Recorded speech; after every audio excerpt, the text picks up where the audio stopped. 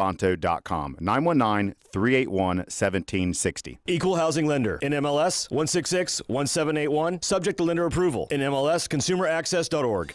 Thinking of popping the question? Diamonds Direct has an offer you can't miss. This month only, buy a natural diamond engagement ring of 1 carat plus and receive a free natural 1 carat diamond tennis bracelet valued at $2,000. Imagine giving her the ring of her dreams and her wedding gift all at once. No one provides education, selection, and value like Diamonds Direct. Your chance to get a free tennis bracelet from your friends at Diamonds Direct won't last long. Details at diamondsdirect.com. June is Men's Health Month, and to learn more, we're joined by Dr. Ashish Patel, an electrophysiologist with Wake Med Heart and Vascular.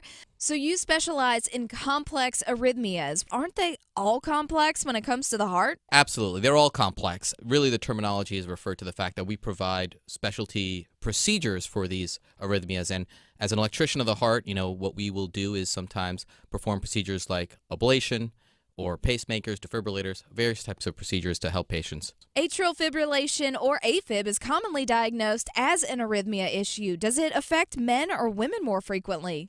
I mean, the distribution of AFib is fairly equal between men and women. And what we found is that in patients with atrial fibrillation, they have several types of symptoms, and it leads to a lot of problems. So we always have patients recommend that they get checked up for AFib. Lot to learn. Thank you, Dr. Patel. To learn more, check out Wake Med Heart and Vascular at wakemed.org. Get bonus days to save during Window Nation's semi-annual sale now through June 30th. Get 50% off all windows along with no interest for 5 years, plus a bonus 10% savings when you schedule an estimate at 866-90NATION or windownation.com. This hour of buzzer-beating, nail-biting, edge-of-your-seat sports action on 99.9 The Fan is powered by Ritchie Law Firm Injury Lawyers. Visit GotBryan.com. That's GotBryan.com. WCMC-FM HD1 Holly Springs. McDavid, bottom of the left circle, takes a bad angle shot and scored. Oh, McDavid from the bottom of the circle put it right through Bobrovsky. 3-0 Edmonton. It's lifted back towards an empty net, and it will go to the goal line and swatted away by Tkachuk. McDavid gets it back and deposits it into the empty net with just 17.3 seconds left. And the Edmonton Oilers have a 5-3 lead with only 17 seconds remaining. Oh, and we've got ourselves a series. And you're back. What? I know. I am, in fact, back. Yay. I am Adam Gold. That is Victoria. Yes. Thanks to Dennis Cox for hanging out for the last, 4 shows, right? Mm-hmm. Appreciate his efforts. We're on YouTube, correct? We are. All right. Ken, are you watching the YouTube extravaganza? I do. Because I do not have the screen on in front of me. Can people see Virgil Van Gray? Yes, they will. I'm pulling this up now to make sure that they can see. All right. So here's the deal. It was Father's Day in the middle of this little 4-show break that I had, which really wasn't a break. All I was doing was driving around to youth soccer events. And on Father's Day, my older son presented me with 2 of my favorite things wrapped up in one. Earl Grey, his official name, the Weimaraner, who was my 50th birthday present back in the day. Not the T. Not the T. Mm-hmm. But Earl in a Liverpool shirt. Yes, you'll have to. So you'll have to hold it because you can't quite see it in the frame. Here it is. It's Earl Grey in a Liverpool shirt. It is fantastic, and yes, I've called him because of Liverpool's captain, the center back. Yes, Virgil van Dijk. This is Virgil Van Gray. I love it. He will be behind me. I know. See, for now the duration of the show. We Very both have dog portraits. Yeah. It's amazing. I love it. I get a calendar every year for Christmas from my mother-in-law. Yeah. With pictures of Earl in the barn and doing various other dog things. Mm-hmm. So there you go. That is just phenomenal. You know, on the Twitters or the X or whatever they want to call it these days, people should share their dog portraits if they have similar ones. Because if we can get more dog pictures on the internet, I'm here for it. Do it. At V with a bunch of underscores, Vonecker, all of that. I don't even know where all the underscores are. It just pops up automatically. I'll have to make a collage of our pictures and post it, and then people can post under it at A Gold and Fan. it'll be tagged. So very good. I know. It's a great. Yeah, I love it. It makes me laugh all the time. Oh yeah, Earl, it's fantastic. Earl did not see the appreciation. I know. I asked you if you had showed it to him and was, if he was impressed, but I they see never videos all the time of dogs like watching things on TV. Yes. And like looking like they're paying attention. Yeah. That does not happen in our house. Oh no. No, the dogs Not do even not. Harriet? Nothing. Harriet doesn't care. Yeah. No, she's not. Well, I could see she sounds like she has a lot of energy, so she's probably entertained like other things, maybe. Yes. Potentially. Harriet. Torturing Earl, maybe. Yes. Harriet is not a good little sister. Oh yeah, well. So it happens. Just in case Harriet's listening, we'll stop the Harriet slander right there. All right, we started with hockey. We're going to start with hockey, and then we're going to get to a few other things as we get going. It's officially official. No longer an interim, Eric Tulsky is the general manager of the Carolina Hurricanes. Press conference to officially remove the interim tag was held today. They made the announcement yesterday. This, as we were saying for a couple of weeks, since Don Waddell resigned and left for Columbus, this was always where it was going to end. And again, I want to stress that this is not coming from a negative point of view. I just felt like this was always where the Hurricanes were going to wind up. Eric Tulsky has put in his time. He is sort of an enormous success story in that he was an academic. He was not involved in hockey. Started writing for basically a fan site. I think on, might have been Bleacher Report or something like that for the Flyers, because that's where he's from. And it grew into part-time work. Yeah. Including with the Carolina Hurricanes. Ron Francis, I'm almost positive it was Ron Francis who brought him into the organization. We'll talk with Eric Tulsky in about 20 minutes, and we'll get his take on how he got to here from there. And then we'll talk about the team, where they fell short, what they need to get to where Florida and Edmonton are to an extent. We know why Edmonton's there. You've got two of the 5 best players on the planet. Mm-hmm. You don't need a ton else. No. Right? They make other players better because of how great they are. But we'll talk to Eric Tulsky coming up. While you were 20 gone minutes. yesterday, I said Eric is the perfect example of you can do anything with your life. Oh, absolutely. Even if you go to school for one thing, you could do something completely different. We get wrapped up in like academic majors. Yeah. And look at that. No, the greatest bit of advice I have ever been given. Seriously. This is real life advice. Ted Koppel is a former news broadcaster, long time for ABC and then in other places as well. Ted Koppel once he started Nightline, the ABC network nighttime news program. Oh. He started that back, I believe it was might have been during the first Gulf War. No, it was earlier than that. I'm trying to remember now the time. But he came to the University of Maryland, where I was at school, and they did 2 nights live of Nightline, and he would take questions before the show from the audience. And somebody asked, how do I get into your line of work? He said, first of all, I don't care what your major is. Major in something that you like and become as close to an expert in it as you can. And then we can teach you how to be a broadcaster. He says, but don't go to school for broadcasting. Go to school to learn what you want to learn. Mm-hmm. He said and you can get anywhere you want to go regardless of your major. Yeah.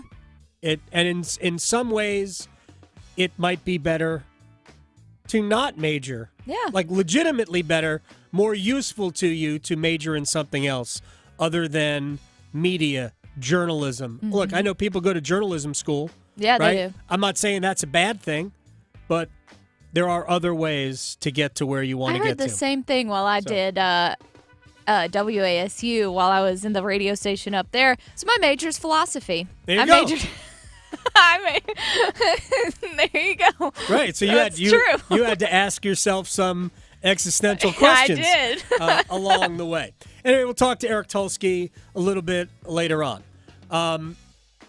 Here's why I've always thought that this was going to end at Tulsky, and we've talked about this before.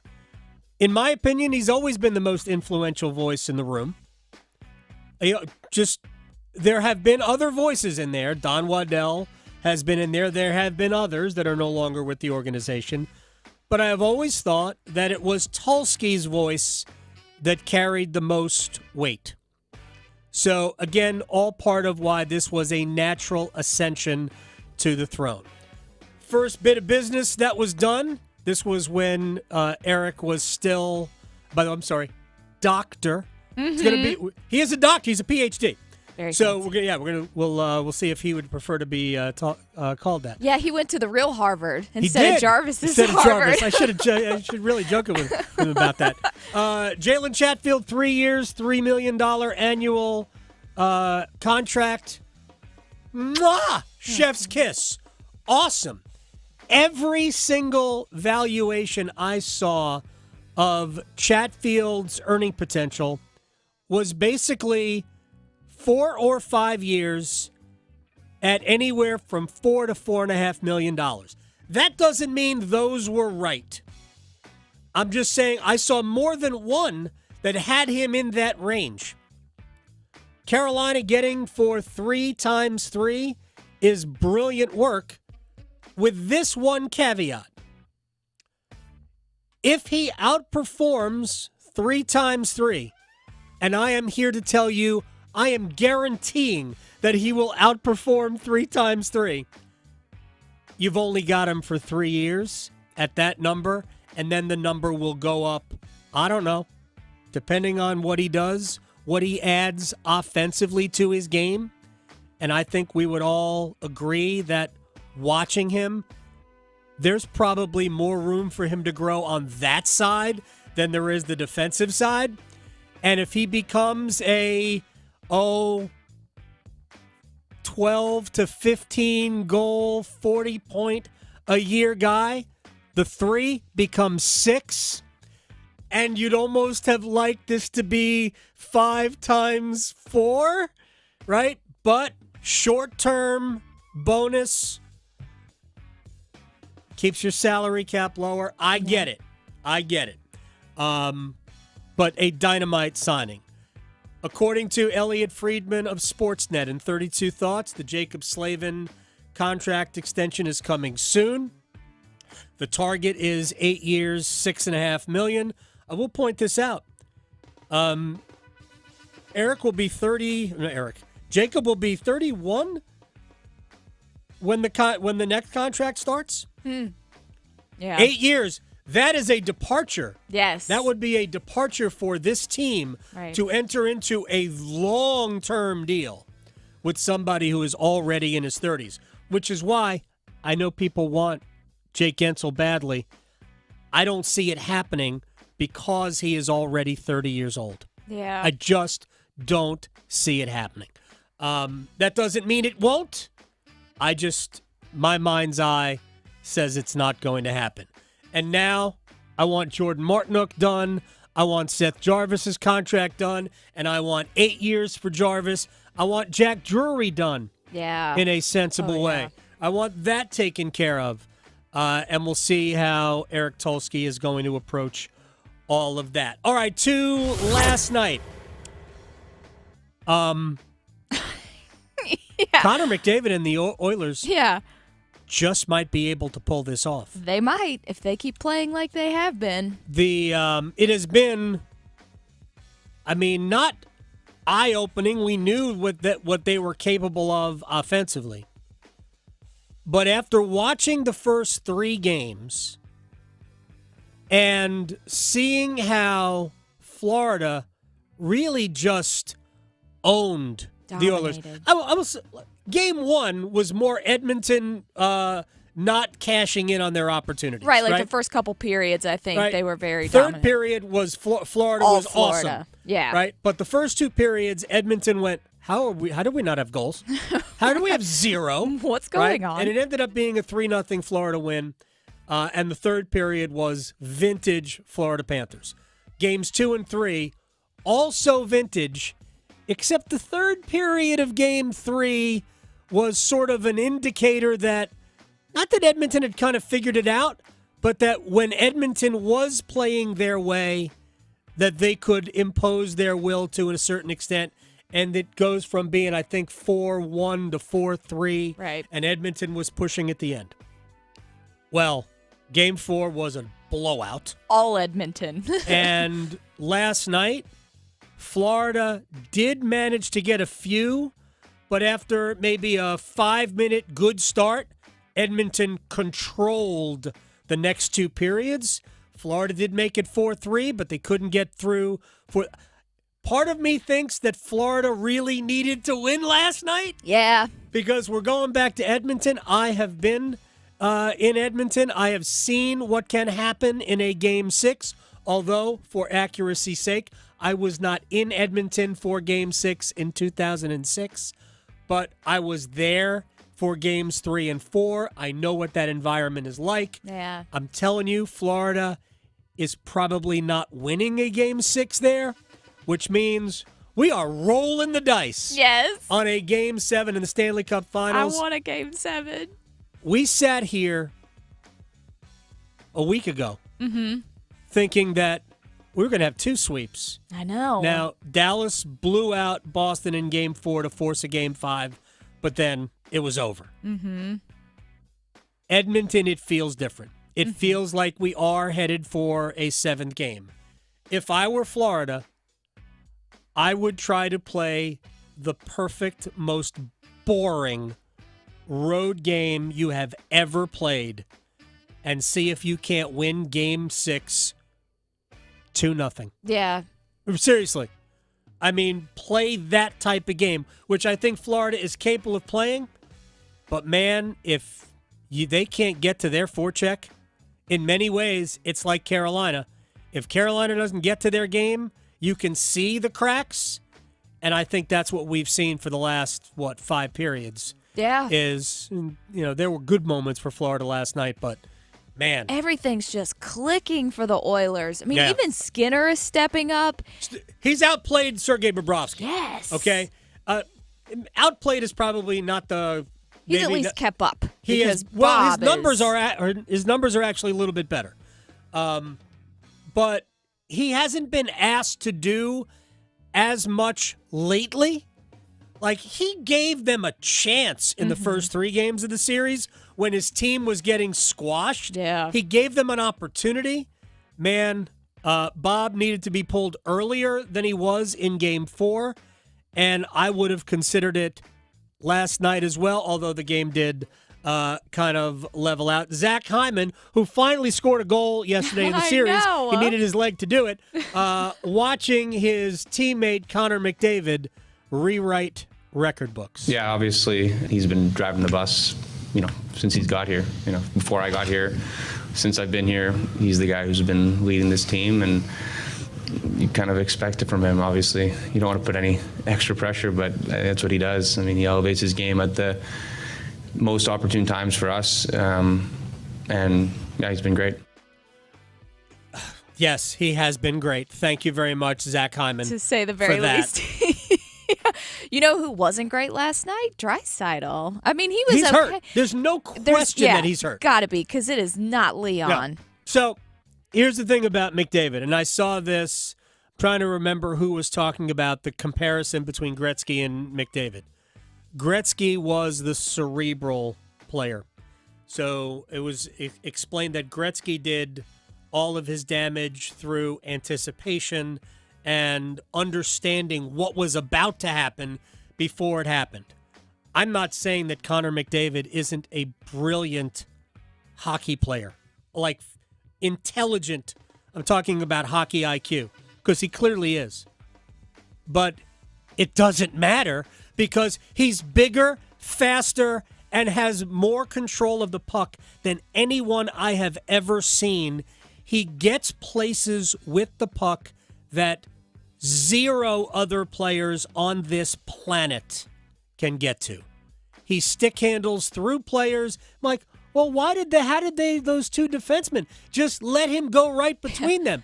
Because he makes subtle moves and he makes you believe you're going to go one way with the puck, and then all of a sudden he's by you because he's also faster than all of you. Perfect example, last night, him and Perry. That goal between the two of them. The Corey Perry goal. Gorgeous. That's really what I was referring to. That is just ridiculous. Perry comes off the wall in 2 seconds. He knows it. I mean, it was insane. Yeah. It's insane. Anyway, Arda Ocal from the NHL on ESPN on what the Panthers might need to do to close this out.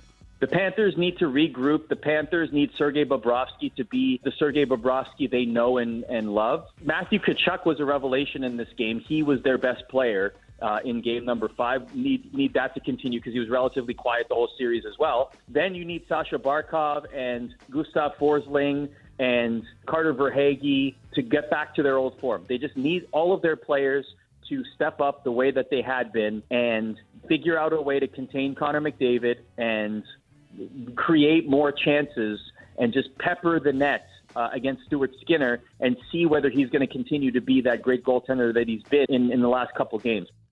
That's a lot. Yeah. That's a lot. Just do this, that, then that, then Florida this. just then has to have all of their players play better, and then they have to contain Connor McDavid, and then Pepper Skinner, and then throw a bunch of stay out of the box. That's everything.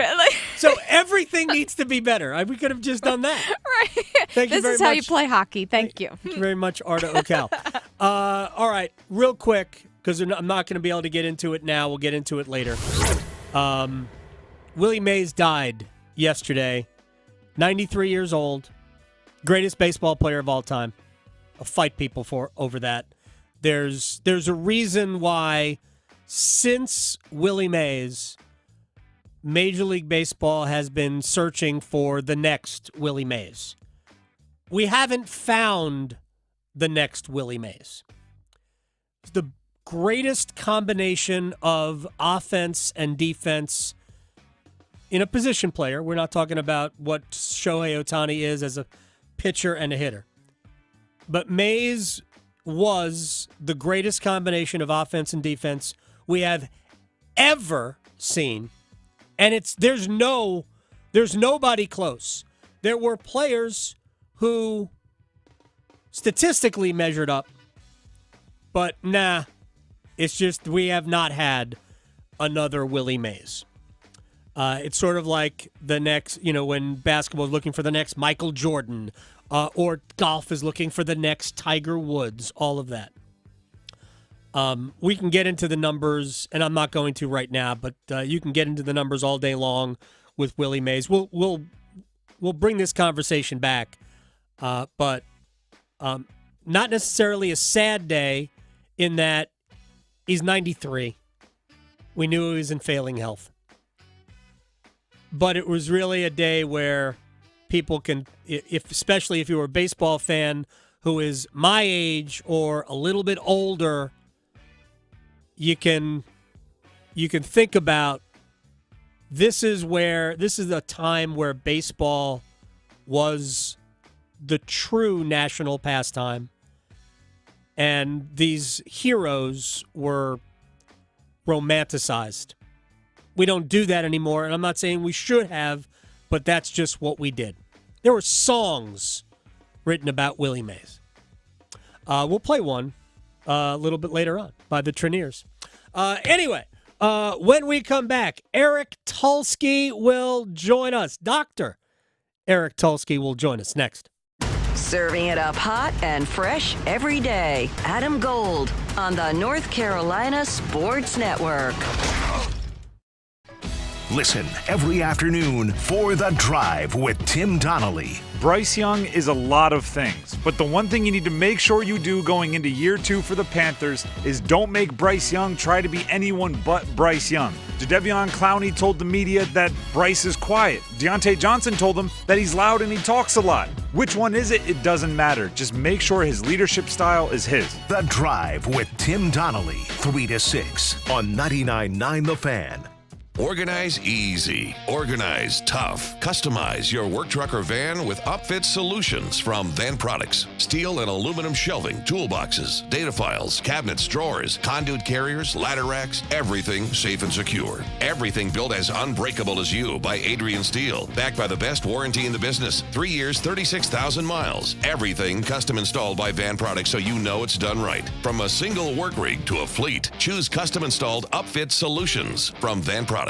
Bobby Joe absolutely hated her job. Can't hate that job any more than I do. So, time for one of those fancy tech schools? No, I could never afford that. I'm going to Sharky's. Sharky's? Yeah, no better place to relax. Great food, cold beer, good whiskey, darts, billiards. So now you love your job? No, I still hate my job, but I loves me some Sharky's. I highly recommend it. Yeah, everybody loves Sharky's. Sharky's Place, one of the best neighborhood bars in the world. 5800 Durley Road by the Shell Station. Houston, permission to detach boosters. Negative, Commander. You're off course for the moon. Sensors show something massive on board. Did you bring additional items? Only the new loaded scratch-offs. Those are loaded with $50, $100, $500, and $2,000 prizes. You're on a trajectory towards Mars. Nice. First person on Mars. Take that, billionaires. New loaded scratch-offs from the North Carolina Education Lottery. Massive amounts of prizes. Must be 18 to play. Approximate overall odds of winning range from 1 in 3.8 to 4.88. Problem gambling helpline 877-718-5543. Picture this, the perfect summer barbecue. No stress, no responsibilities. Just all your friends, burgers sizzling, hot dogs cooking, Pepsi Zero Sugar fizzing, and a backyard of very, very happy people. Oh yeah, we could get used to this. Very, very used to this. Grilling, better with Pepsi. For a limited time, get 2 20-ounce Pepsis for only $4.25 at Refuel. So hurry in and enjoy an ice-cold Pepsi today. The story of the nurse and the foot pain that nearly brought him down. I feel like I'm giving people their lives back. Robert lived to take care of his patients, but he couldn't do it unless he took care of his foot pain. I have plantar fasciitis. It'll almost put you on your knees. That's how much it hurts. His own recovery started when he got fitted for arch supports at the Good Feet store. Now that I'm pain-free, I can make these people feel better. Can't beat that. Stop by or schedule your free fitting at goodfeet.com. A story of first downs and second chances. Meet former pro football player Michael Robinson. I wanted to keep playing, but my feet hurt. And all those big league experts couldn't help? You have access to anything, but none of it worked. Finally, he got fitted with Good Feet arch supports. Let me tell you something. They work. Now, he recommends Good Feet to anybody. If you move, go to the Good Feet store. The Good Feet store is in Raleigh, Chapel Hill, Fayetteville, and other locations across North Carolina. Visit goodfeet.com to book your appointment today, or just stop by the store nearest you. We're recording this Progressive commercial on a real boat to let people know that when you bundle your home, boat, and other vehicles... What was that, Flo? Progressive saves you money, Jamie. Why are we doing this on a boat? We were going for authenticity. We're going to the city? Authenticity. You mean Atlantic City? But we're not in the Atlantic. Are we? Bundle your home and other vehicles with Progressive. Progressive Casualty Insurance Company, affiliates, and other insurers. Not available in all states or situations. This is Adam Gold. We had lightning hit a pretty large tree. Oh, yeah. About 150 yards from the house. It'll be my sign to go win the lottery. But you know what? I'm sorry, I can't. I have rules. If it's not over $1 billion, I'm not playing. Yeah, still just millions. The Adam Gold Show.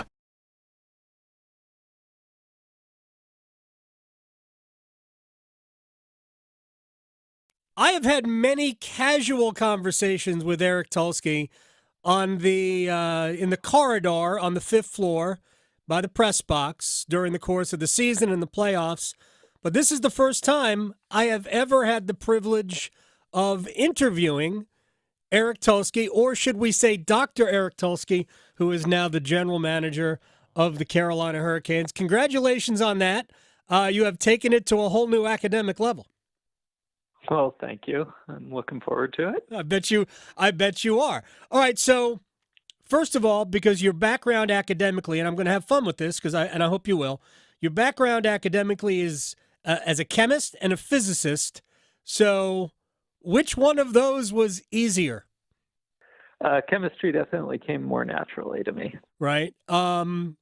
Physics kicked me out of science when I was in high school. That was I'm sorry, I just can't do that. Chemistry I got naturally. Maybe it was because my baseball coach was my chemistry teacher in high school, but physics just ruined me. Yeah, physics is a lot more math. Chemistry is a lot more about understanding what's going on and how to weigh information. Eric Tulsky is joining us here on the Adam Gold Show. Which can you use in your job? Well, neither one's directly useful. Right. That experience in chemistry there are elements of it that translate. A lot of what happens in chemistry you can't see directly. You mix two clear liquids, you get a new clear liquid, and you don't really see what the molecules did. Right. You collect information and you weigh it and you try to make your best estimate of what happened, and you have to keep in mind what else might have happened and what else you have to think about. And the exact same thing is true in hockey, right? You watch the game and you see pieces of it, but you can't see everything. You can't remember everything. You have bits of information here and there, and you have to assemble it all and form your best opinion and keep in mind the ways that you might be wrong and what you can look for to figure out what else might happen.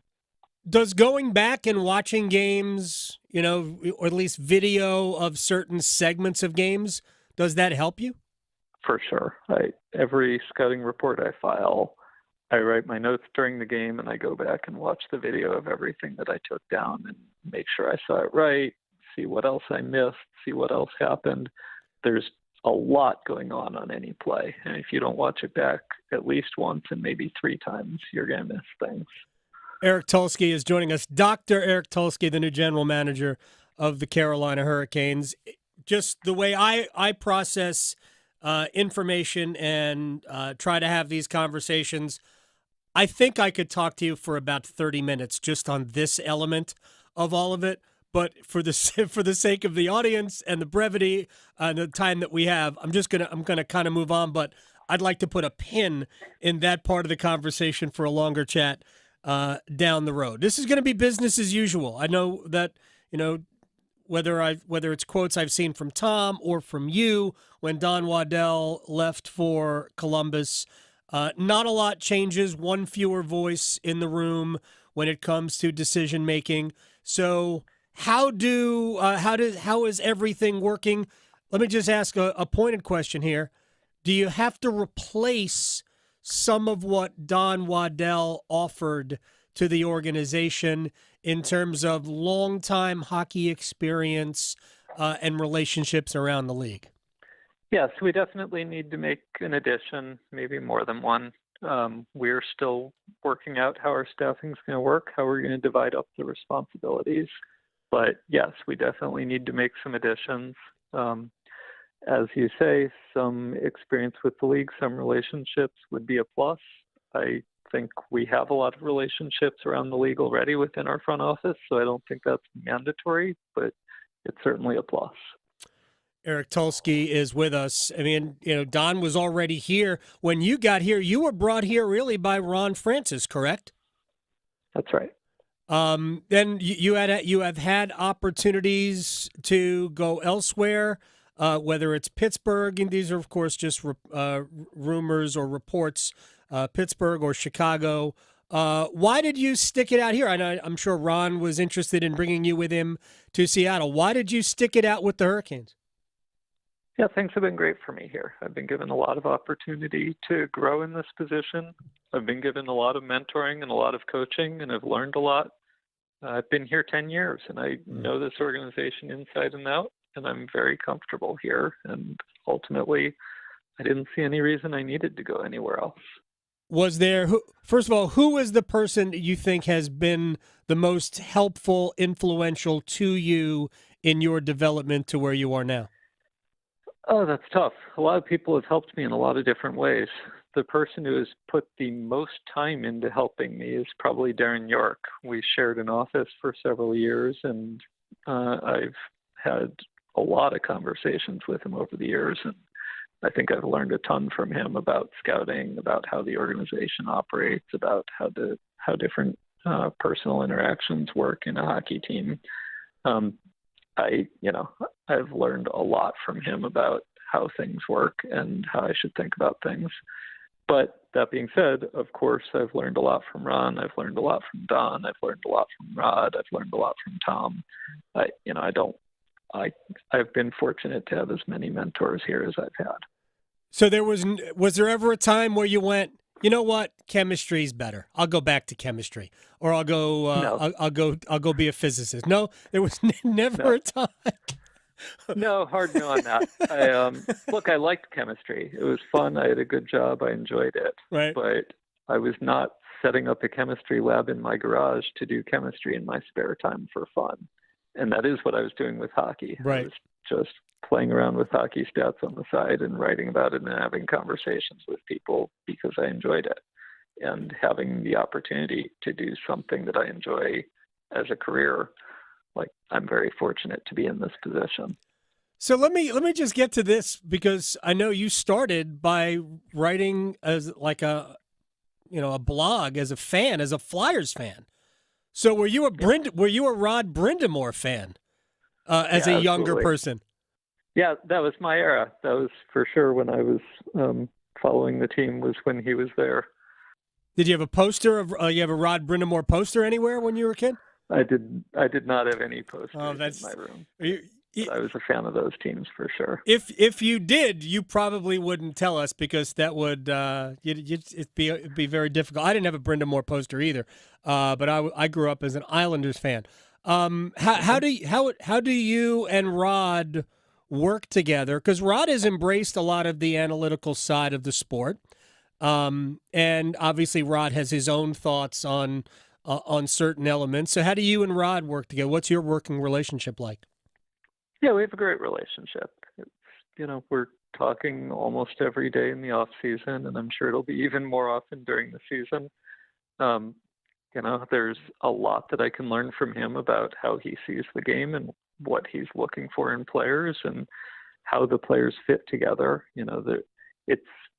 People talk a lot about data as a way to identify players, but ultimately Rod understands better than anyone how the personalities fit, how the styles fit. And so getting his input and making sure I understand his view of how it all works together is essential. And we have a great relationship. I think that's going to be an important part of how this works going forward. Rod has always said that he considers the person before he considers the hockey player. How does your philosophy marry with that?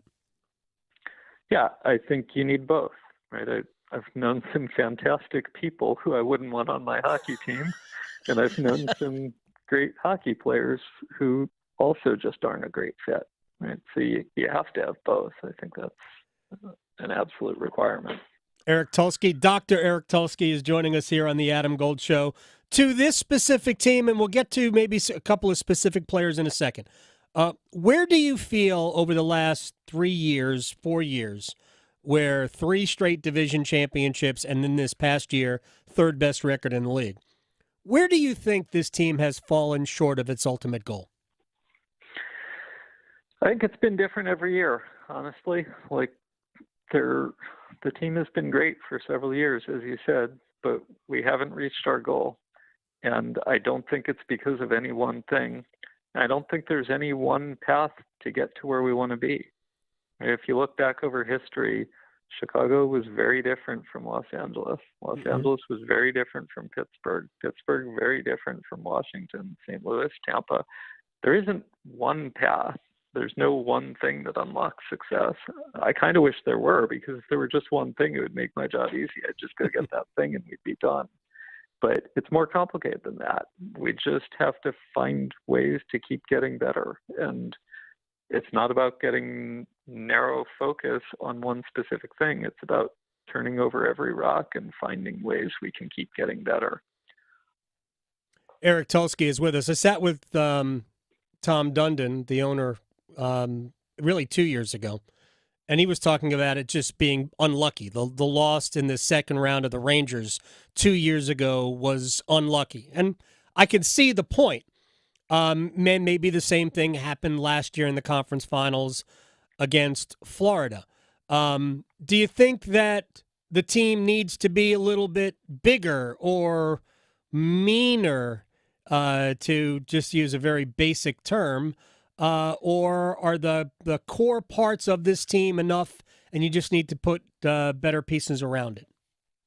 Yeah, I mean, I think the team needs to be better, and being more physical and more difficult to play against is one way you can get better. And that's certainly one of the options in front of us and one of the things we'll explore.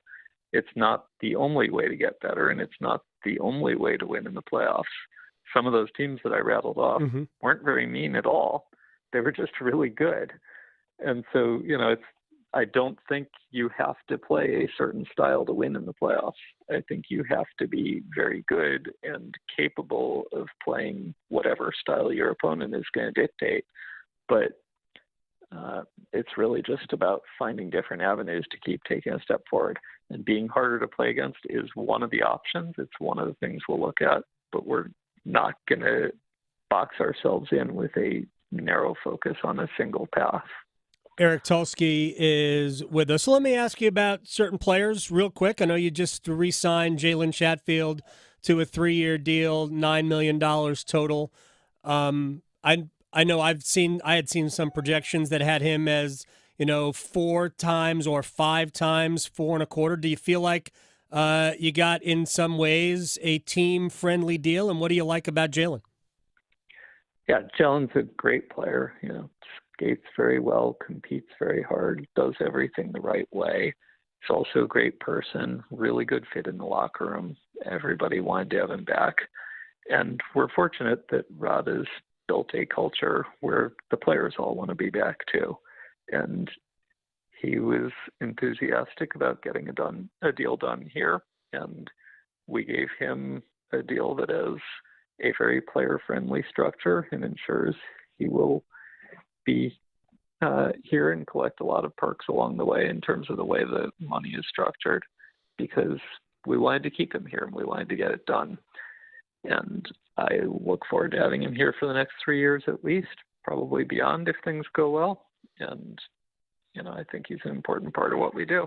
Yeah, and the truth is that he's still in his late 20s, and it'll give him the opportunity to go back to the bank, if you will, at the end of this deal. So what's next on your agenda? I'm sure you have a list of things that you would like to do.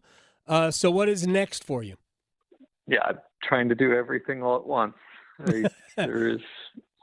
We can't put everything on hold while we work on one. Right. So I'm on the phone all day long talking to people, trying to make progress on some of these and figure out what our roster is going to look like next year. Well, and there are a lot of openings because there are a lot of unrestricted free agents. One is Jordan Martinook, priority for this team in bringing back what at least I think is a core member of the culture of this team. Yep, Jordan's great. We would love to have him back. I don't really want to get into individual negotiations because this is a stressful time for players when they don't know for sure what their future holds. And I don't want them to hear a comment and have it add to their stress about the way things are going. So I don't want to get into any individual player negotiations, but of course we love Jordan. We would love to have him back. I hope we get it worked out. Okay, I'm going to bring up players anyway. The importance of Seth Jarvis extending long-term versus a more of a bridge contract. Yeah, I mean, Seth is going to be here long-term no matter what, right? He, as far as I know, he loves it here. I think we all love him. I can't see any reason it won't be a long-term situation. I would love to get a long-term contract done and not have to think about it again. But the way restricted free agency works, sometimes it ends up being better for the team and player to do a 2-year bridge deal and kick the long-term extension down the road by a couple of years. So I'm not worried about how long his future is. My preference is to do a long-term deal now. I think that's his preference also, but we'll see how the season unfolds. We're not boxing ourselves into any one path right now. Also, and my opinion, of course, is inconsequential, it is also my preference for you to do a long-term deal. 2 more quick things. One, Alexander Nikishin, the prospect who still has 1 more year left on his KHL deal, at the press conference to announce Rod Brindamore's contract extension, there was mention that Don was working to try to see if he could get Nikishin out of his KHL deal sooner. Where are we on that? Is it end of the year that at the earliest? I don't have an update on that right now. We would certainly like to get him over here as soon as we can, but I don't have any information about the timing right now. All right, before we let Eric Tulsky go, and again, appreciate your time and congratulations, Dr. Tulsky. An element that maybe, I'm sure you've talked about this with Rod anyway, an element that you would like to add to the team or that Rod would like you to add to the team. Yeah, I mean, we have so many free agents that it really depends on how things go, right? There is a scenario where we have a dire need to add a certain thing because of what we've lost. There's another scenario where we have a dire need to add something completely different. And it really depends on what we can get done with our own players, and then we'll fill in around there. Yeah, there's a lot of guys who've been here for a long time, and we could go through the entire list and speculate. I know it's going to be very difficult to keep any of those guys because of the free agent market, and they have earned the right to go into the market and explore and get everything they can out of it. So next time we'll dig more into chemistry versus physics, and we'll talk more players. I appreciate your time, sir. Yeah, thank you very much. I've had a good time. Dr. Eric Tulsky. One-timers when we come back at some point. We have to go back to what happened on Sunday in the state of North Carolina down in the Sandhills. We'll hit that at some point, but One-timers is next. Serving it up hot and fresh every day. Adam Gold on the North Carolina Sports Network. Hey, it's Adam Gold from my friends at FanDuel, America's #1 sportsbook. And even as the playoffs wind down in basketball and hockey, there's still stuff worth wagering on if you are so inclined. And FanDuel wants to give you incentive to just keep a little skin in the game. Open up the app and enjoy all summer long. And this summer, FanDuel is hooking up all customers with a boost or a bonus daily. That's right. There is something for everyone every day all summer long. Go to FanDuel.com/AGS, FanDuel.com/AGS, and start making the most out of your summer. FanDuel, official sports betting partner of Major League Baseball. Must be 21 or older and present in North Carolina. Opt-in required. Wager requirements apply. Bonuses awarded as non-withdrawable bonus bets or profit boost tokens. Restrictions apply, including bonus expiration. See terms and conditions at FanDuel.com/sportsbook. Gambling problem? Call 877-718-5543 or visit morethanagame.nc.gov. When the power goes out, your life is disrupted. Heat, air conditioning, refrigeration, phones, all gone. Be prepared for the next outage with a Generac home standby generator. After sensing a power outage, a Generac generator automatically restores your home's power, whether you're home or away. Power your life with a Generac home standby generator. Act now for a free 10-year warranty on a Generac home standby generator. Terms and conditions apply. See more at alternativepower.com. Alternative Power, North Carolina's Generac experts. It's the first day of the first grade, and she found a new best friend. It's a laid-back Sunday afternoon you wish would never end. The homemade taste of Bluebell and good friends gathered round. good old days are being made right now. Bluebell is known for flavors that push the boundaries of taste. Our oatmeal cream pie ice cream is an oatmeal-flavored ice cream with hints of brown sugar mixed with soft oatmeal cookies and a vanilla icing swirl. We've set the bar sky high for deliciousness. The good old days are being made right now. The good old days are being made right now. Look for Bluebell ice cream at your local grocer and pick up your favorite flavor today. Elder Abuse Awareness Day is in June, and scams and fraud that target older adults is one of the worst forms of abuse. Learn how to identify, prevent, and report scams with the AARP Fraud Watch Minutes, available for you to view on YouTube. Search AARP North Carolina Minute and look for the AARP North Carolina Fraud Watch Minutes on YouTube. Learn more about this topic and others each week on AARP Without Limits. You can find the latest episodes of AARP Without Limits wherever you listen to your podcasts. You don't need a 4-year degree to have a rewarding career that makes a difference in people's lives every day. As a public power line worker, you'll build and maintain a locally owned and operated electric system to keep the lights on in your community. 4 months in a community college program provides the training you need to begin your career as an apprentice line worker in public power. And being a local government employee in North Carolina comes with excellent benefits. To learn more about line worker and other public power careers, visit electricities.com. From the mountains to the coast, there is tremendous pride in North Carolina agriculture. NC Forever Farms is a program recognizing family farms that are protecting precious working lands vital to the future of agriculture. Through permanent agricultural conservation easements, these NC Forever Farms will always be protected from development. Learn more about preserving family farms through the Farmland Preservation Division of the North Carolina Department of Agriculture and Consumer Services by visiting ncadfp.org. This is Adam Gold. Thank you very much for your time, man. We will talk again. Adam, Adam, anytime for you, my friend. Thank you. I don't know why it makes me laugh. Why does it make me laugh? I don't know. Maybe you just are used to people being mean to you or something, like Twitter. I don't know. The Adam Gold Show.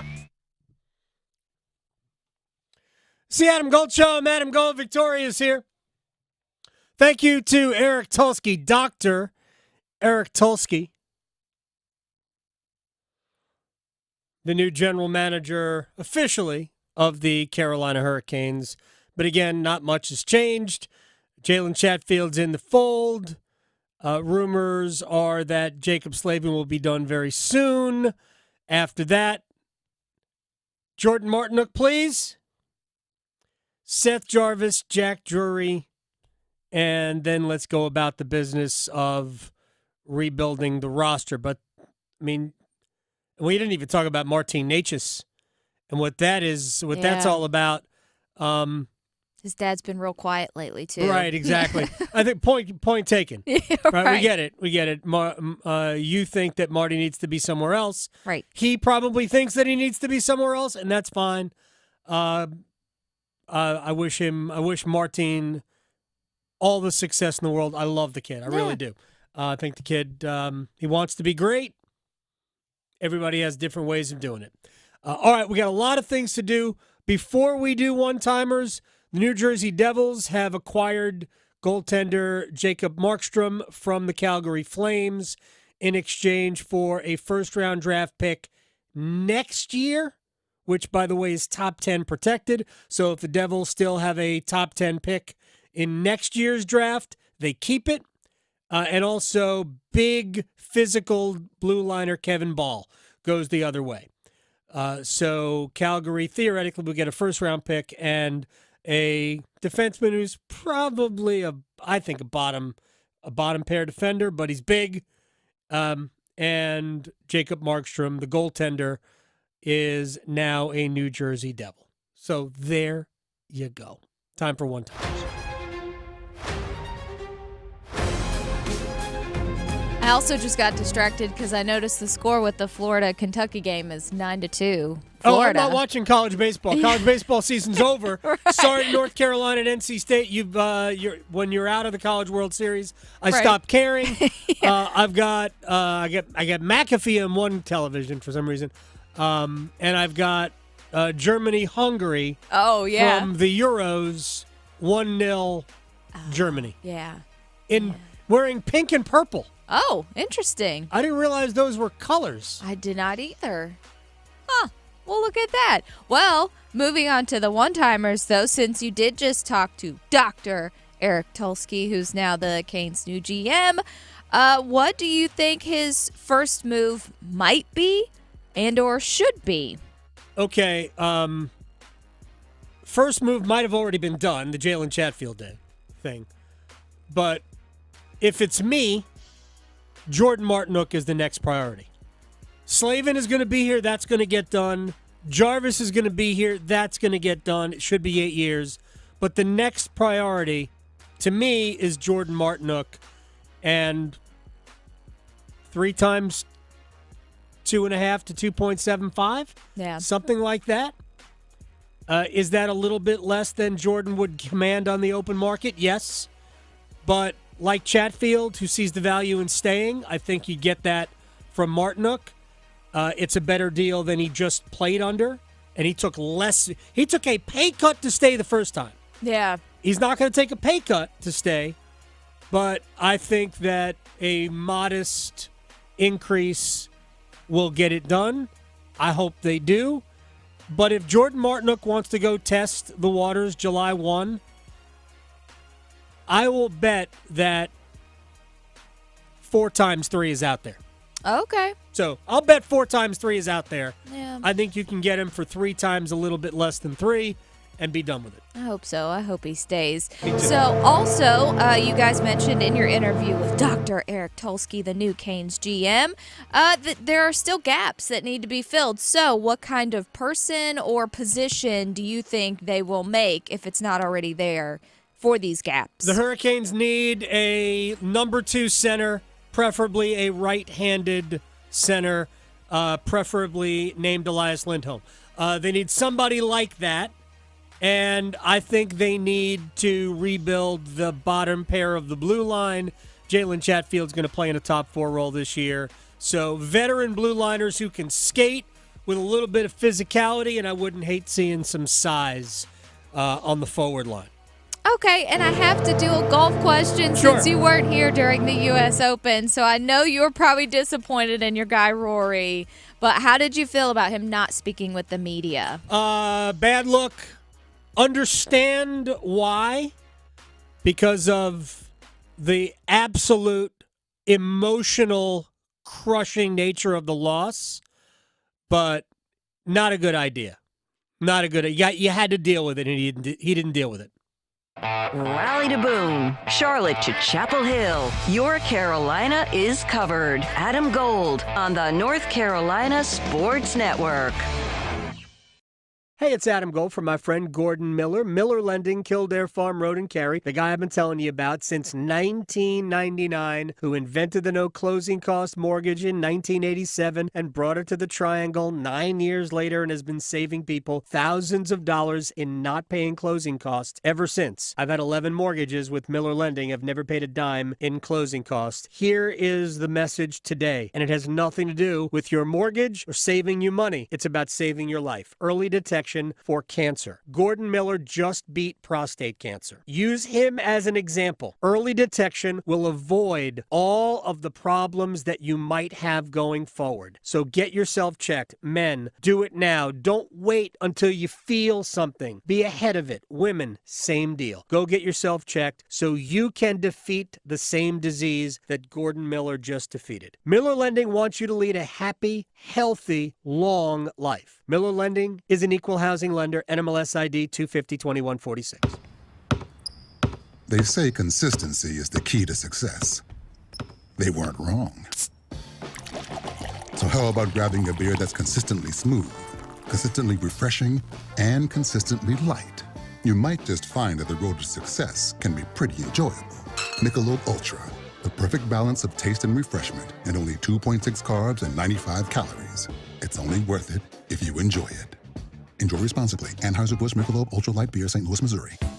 If you see me stopped in the McDonald's drive-thru, just staring at the menu with my "what should I order" face, don't interrupt. It's the most important decision I'll make all day. Enjoy savings every day when you get a McDouble, McChicken, and other faves. Buy one, get one for $1. Plus, get any size Dr. Pepper for just $1.29. Price and participation may vary. Valid for product of equal or lesser value. Cannot be combined with any other offer or combo meal. Diamonds Direct has done it again. This month only, get ready for an offer you can't resist. Buy a natural diamond engagement ring of 1 carat plus and receive a free natural 1 carat diamond tennis bracelet valued at $2,000. That's right, a stunning diamond tennis bracelet at no extra cost. Imagine giving her the ring of her dreams and her wedding gift all at once. So hurry into Diamonds Direct. Your chance to get a free tennis bracelet will not last long. Details at diamondsdirect.com. Ah, spring. The perfect time to plant the seeds of intention. What we put in, we get back. Like at Cricket Wireless, where you get 4 lines for only $25 per month each. Now go forth and cultivate a stronger connection with yourself and the 3 other people on your phone plan. 1 more soothing gong for good measure. Smile. You're on Cricket. Discounts vary per line. Fees, terms, and restrictions apply. See store for details. Attention soccer fans. North Carolina FC invites you to be part of the excitement. Join us in our electrifying games with top-tier players, thrilling goals, and unforgettable moments. Experience the thrill of this beautiful game with North Carolina FC. Get your tickets now, northcarolinafc.com. For the ones who know safety isn't a catchphrase, it's a culture. And the ones who help make sure everyone makes it home safe. For the safety-minded who watch everyone's backs, Grainger offers supplies and solutions for every industry, as well as safety assessments and training to keep your facilities safe and your people safer. Call, click Grainger.com, or just stop by. Grainger, for the ones who get it done. This hour of the Triangle Sports Leader is powered by Ritchie Law Firm Injury Lawyers. He scores! What a comeback! Visit GotBryan.com. That's GotBryan.com. WCMC HD1 Holly Springs. Take us with you on radio, web, app, Alexa, and YouTube. 99.9 The Fan, the Triangle Sports Leader. The one at 16, I think that's the one that he's just beating himself over. And he played 2 beautiful shots and he 3-putt from 20 feet or whatever it was. That just kills you. But, he made so many putts all week long. His short game was beautiful. The pitch that he hit at 18 was a fantastic pitch. He pitched it like that a ton of times during the course of the week. It's just so sad that it comes down and can you make all those 4 or 5 footers? If you can, you've got a chance to win the Open. If you don't, you're not going to. And that was the case today. It's the Adam Gold Show. I am Adam Gold. In so many ways, and I texted this to my friend, in so many ways, I was glad not to be on the radio Monday. Because it was absolutely gutting to watch Rory McIlory lose the U.S. Open. Yeah. Right. I do want to be fair to Bryson DeChambeau, who was the best player all week, I think. I think he was. I think the U.S. Open has a deserved champion. Bryson was great. I have some other things to say about DeChambeau. I'll get to those in just a second. And this is the Adam Gold Show, by the way. Victoria's here. And you're here. I think I'll be here the rest of the week. Please. In coming weeks, we'll talk. But DeChambeau did his level best to give it away. He did. Yeah, he did. He tried actively to not win the U.S. Open. Yeah, he did. Look, it was incredibly difficult. There weren't a ton of great scores out there. I mean, there were certainly a few. Colin Morikawa, I believe, shot 66, which might have been the best round of the day. There were some good scores out there. Rory was in the middle of shooting one of those good scores. Bad decision on 15. Inexplicable missed 2.5 putt on 16, which is something that was the voice of Andy North, who is part of ESPN's coverage of golf. his read on the 16th. He makes par on 17 with a really good 4-foot side hill putt to stay at 6 under par. And then after, not a great drive, but not the worst drive we've ever seen.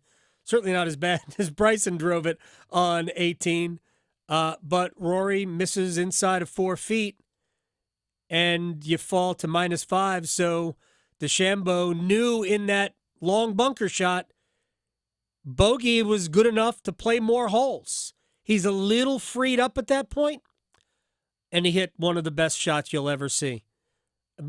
Bryson DeChambeau's, that was a 1 in 30 bunker shot. It looked really impressive. A 55-yard bunker shot when you have no idea, A, how the ball is going to come out, B, even if you hit, it lands exactly where you want, how much is it going to run? Honestly, if you gave him 30 from that range, I don't think he gets better than what he did. Yeah. And then he made his 4-footer to win the U.S. Open. He gets full marks from me in winning. He's a deserved champion, handled everything beautifully. He was very much into it with the crowd. Oh, yeah. My favorite thing was on Saturday when I think it was the par 4 13th where he chose not to try to drive the green. That green was drivable the next day. On Sunday, that green was drivable. Rory drove over it. Bryson drove it. They both made birdie. But he thought about going for it, and then you could tell that the crowd was like, yeah, do it. And he went, nah, I just can't do it. Sorry, don't boo me. Don't be mad.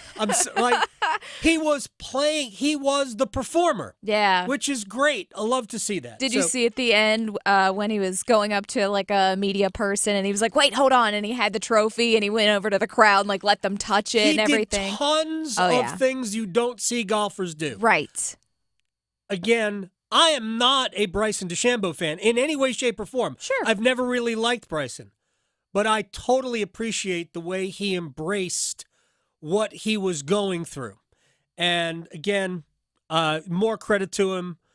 But that was a tournament that Rory should have won. Yeah. Much like the Open Championship 2 years ago, the last 4 holes Sunday were a slow-moving auto wreck. Mm-hmm.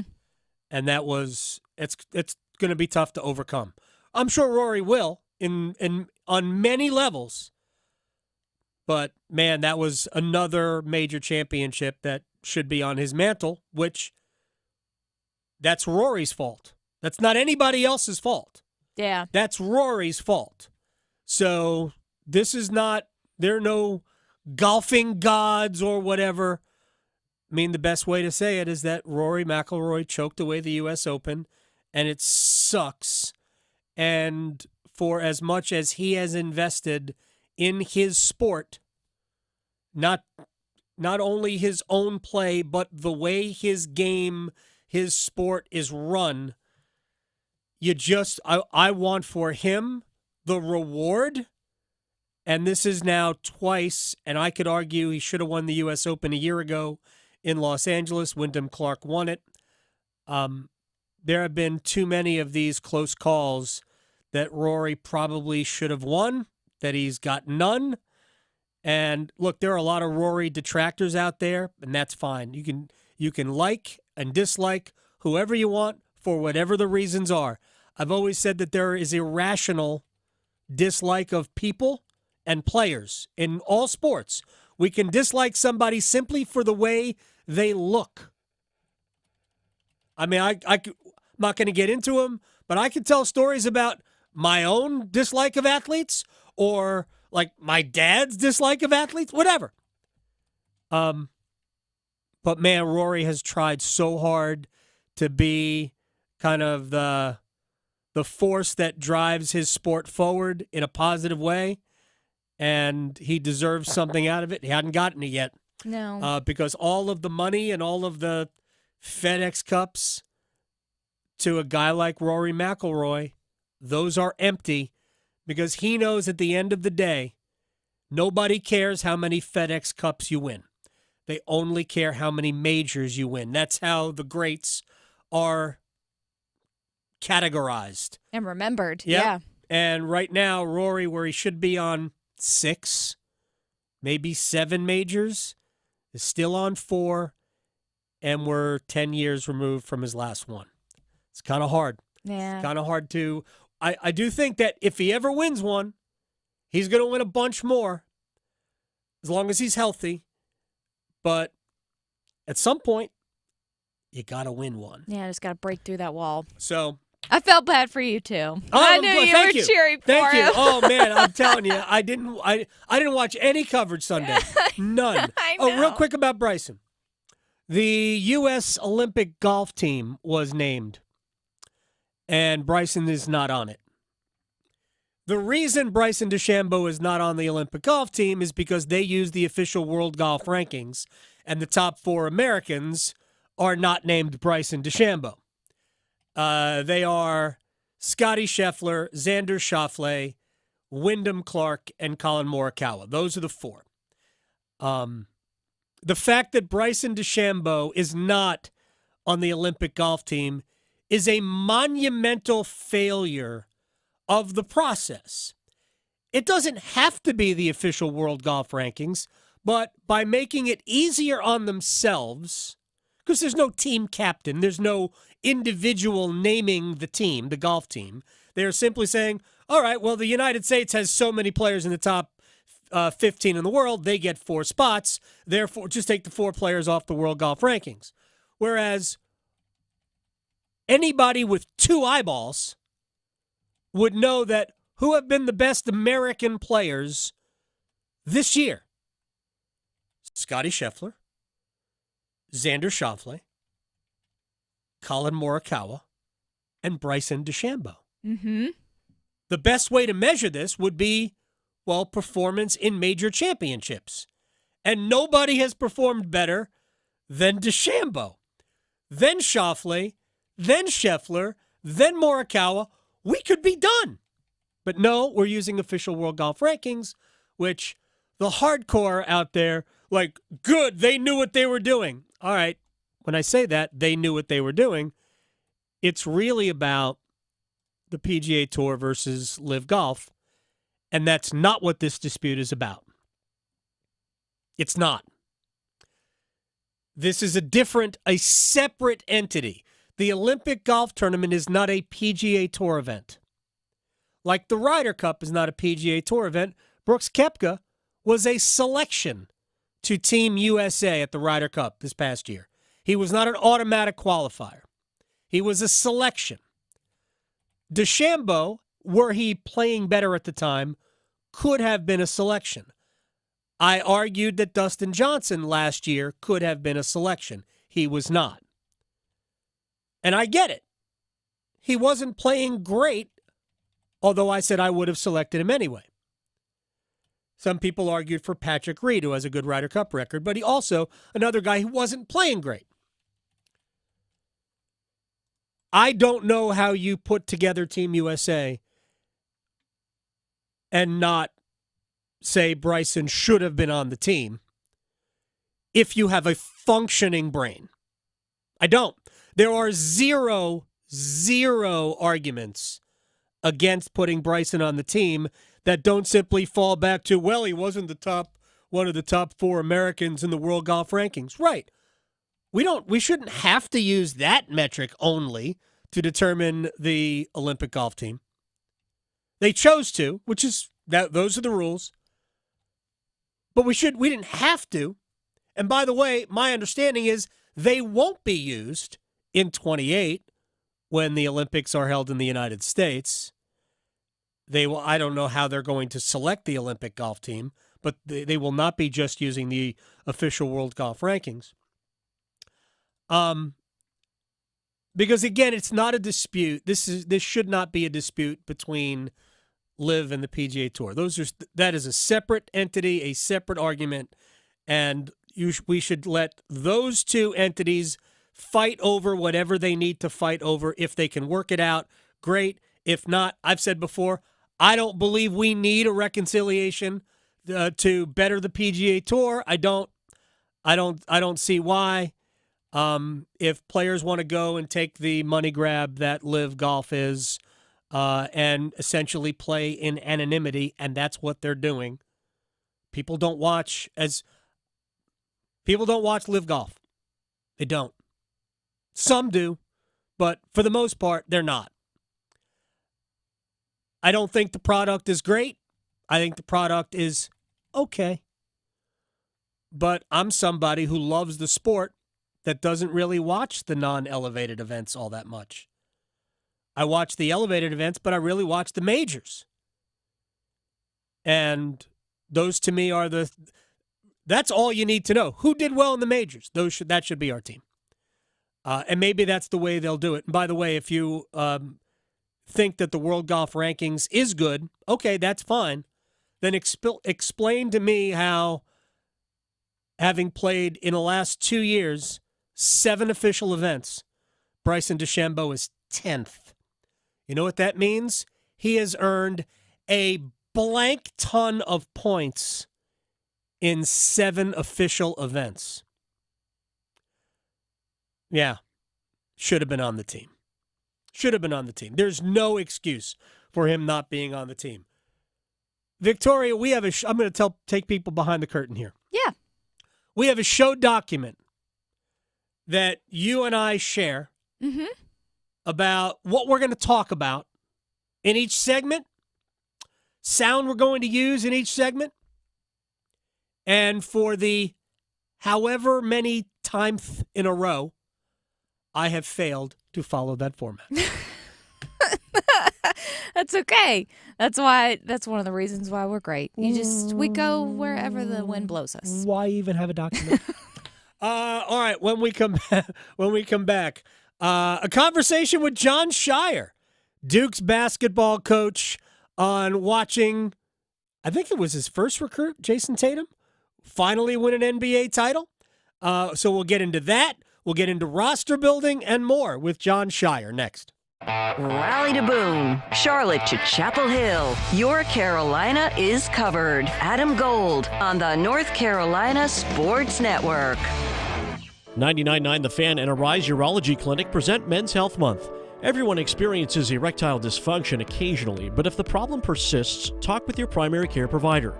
Conditions like diabetes, high blood pressure, high cholesterol, and prostate disease can cause ED. Diagnosing and treating the underlying cause early can stop the ED from getting worse. Men's Health Month is powered by Arise. Call Arise Urology Clinic for Men at 919-964-3750 or visit CoreWaveTherapy.com. Hey, it's Adam Gold from my friend Dr. Rory Travers at Travers LASIK. She is the Triangle's only LASIK specialist, and Travers LASIK is the only clinic that specializes in LASIK, and I have told you this a lot. My whole goal in life is to make other people's lives easier, and I tell that to my wife all the time, and here's how I'm going to make your life easier, and I'm also going to save you money. Dr. Rory Travers can take you to perfect vision in about 5 minutes per eye. It is totally affordable. They have an affordable calculator on their website at traverslasik.com, and 0% financing for 24 months is available, and they'll give you $1,000 off. It is incredible. You can afford this. Travers LASIK, Dr. Rory Travers, 919-510-6830. Did I mention that the consultation is free? TraversLASIK.com. Let's get rid of all the hassle. Save yourself some time and money. Travers LASIK, 919-510-6830 and TraversLASIK.com. It's bow time. Listen up, because we've got some big news to share. You might want to sit down for this. Bow Sauce is back at Bojangles. If you think you missed it, just imagine how our Supremes must have felt. Because there's no better sauce to pair with our crispy golden chicken Supremes. They're already boldly seasoned to perfection, but add Bow Sauce and you can taste a truly legendary combination that will make you want to yell, "It's bow time." So don't wait. Grab a Supreme and dip into some Bow Sauce. It's bow time. There's no time like bow time. Time to stop whatever you're doing to satisfy your craving for flavor with a Bojangles Chicken Supremes dinner. Choose a 3-piece or 4-piece Supremes dinner. Get your choice of fixin', a biscuit, and legendary iced tea. And don't forget the sauce for dipping, because Bow Sauce is back. That's right, Bow Sauce is back. Hungry for flavor and value and love the Bo sauce? Then it's Bo time. Imagine waking up this time next week and being 100% debt-free from credit cards, car loan, and personal loans. Hey, it's Dennis Cox. Loan Pronto's Equity Express line of credit can make it happen. Homeowners are turning their home equity into cash almost instantly. With Loan Pronto's AI-based system, you can get approval in about 10 minutes with almost no documentation, no appraisal, and no hassle. You can get hundreds of thousands of dollars out of your home. Use that money to pay off all your other loans. The average homeowner saves over $850 a month doing this. Listen, your home value is way up. You can use that to wipe out all those credit cards. Get some money for a home improvement. Literally hundreds of thousands are at your fingertips, and approval is just minutes away. Call now, 919-381-1760, 919-381-1760, loanpronto.com, 919-381-1760, NMLS 1661781, subject to lender approval, equal housing lender. This is the story of the one. As head of maintenance at a concert hall, he knows the show must always go on. That's why he works behind the scenes, ensuring every light is working, the HVAC is humming, and his facility shines. With Grainger's supplies and solutions for every challenge he faces, plus 24/7 customer support, his venue never misses a beat. Call quickgrainger.com or just stop by. Grainger, for the ones who get it done. All of us have a role to play in promoting a mental health-friendly workplace. Learn more at whatcanyoudocampaign.org. This is Adam Gold. We had lightning hit a pretty large tree. Oh, yeah. About 150 yards from the house. It'll be my sign to go win the lottery. But you know what? I'm sorry, I can't. I have rules. If it's not over $1 billion, I'm not playing. Yeah, still just millions. The Adam Gold Show.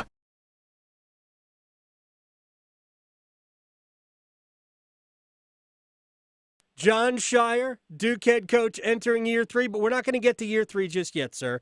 First of all, thank you very much for your time during the summer. I know you were up in Boston for at least some of the NBA Finals.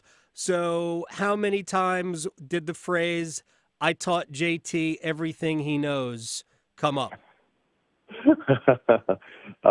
Every play. Okay, no, I'm just kidding. It's never. This guy is he's special with always loving the game since an early age and working at it, and to see the transition from seeing him as a 15-year-old kid to then being an NBA champion has been pretty surreal, and proud to see him with what he's done. It's quite he kind of really had to fight to get this one. He had so many cracks at it. They got to the finals a couple of years ago and lost to Golden State, historical Golden State team. But this had to be wearing on him, no? Well, when you go through, there's a lot of pain that comes with that. Like, it's a lot harder when you lose in the championship versus not making the playoffs, right? And he's been so successful, and the Celtics have been so successful. To have the feeling of losing the Heat in the Eastern Conference Finals last year, losing to the Warriors the year before, you want it that much more. And, I just saw a ton of sacrifice with their team. It wasn't about the numbers. It wasn't about MVP. Regardless, he still led them in points, rebounds, and assists. Right. But I thought was a completely just a team guy and wanted to win so badly. Isn't it interesting that he was? I mean, he scored. I mean, his assists were incredible. He was. He might have led the playoffs in assist by anybody not named Luka Doncic. But it was talked about as he wasn't playing well. What does that mean about the standard for what Jason Tatum is about? I think you hit on the head. I mean, the standard of, what people expect because of what he's done. I mean, this is a guy that's scored over 40 points in playoff games or 50 and just come up big time. But this year's team, it was designed differently. He didn't need to score like that, and he got so much attention when the ball was in his hands for him to get double-digit assists multiple times and just making the right play. They have a special team, and so that's what it's all about. End of the day, it's not tennis, it's not golf, it's not what other individual sports, Adam, can you come up with? I'm trying to think, but it's none of those. It's basketball, man. It's a team sport. Darts, I can't, like there are no other. Yeah, darts. There you go. Yeah, bowling. It's not bowling. That is true. I'm sure all sports that you're good at. Jon Scheyer is joining us here on the Adam Gold Show. When you're there, are you there as a coach, as a fan, as a friend? I mean, walk me through how you're watching it. Yeah, I mean, I'm sure all three, but what does it feel like to be there? Well, it felt really special to me because in the game, obviously you mentioned Jason, who he was the first guy I ever recruited as an assistant coach. The first scholarship offer I ever made as a head coach was Derek Lively, and Right. Derek's there for the Mavs. Mm-hmm. The guy that replaced me at Duke as a player is Kyrie. Kyrie's there. And then one of the people I'm closest to just in life is Emil Jefferson, and he's coaching for the Right. Celtics.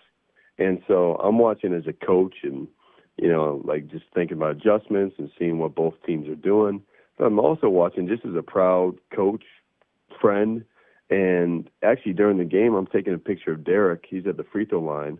He wasn't the one shooting the free throw, but he's at the free throw line, and I was fortunate to have pretty good seats. And I go to take a picture of him, and he makes eye contact with me, and he starts shaking his head at me like, "What are you doing? Like, stop. What are you doing?" And I felt like I was, embarrassing him. Here's my coach embarrassing me at the NBA Finals. But it was a pretty funny moment. Did you ask for an autograph?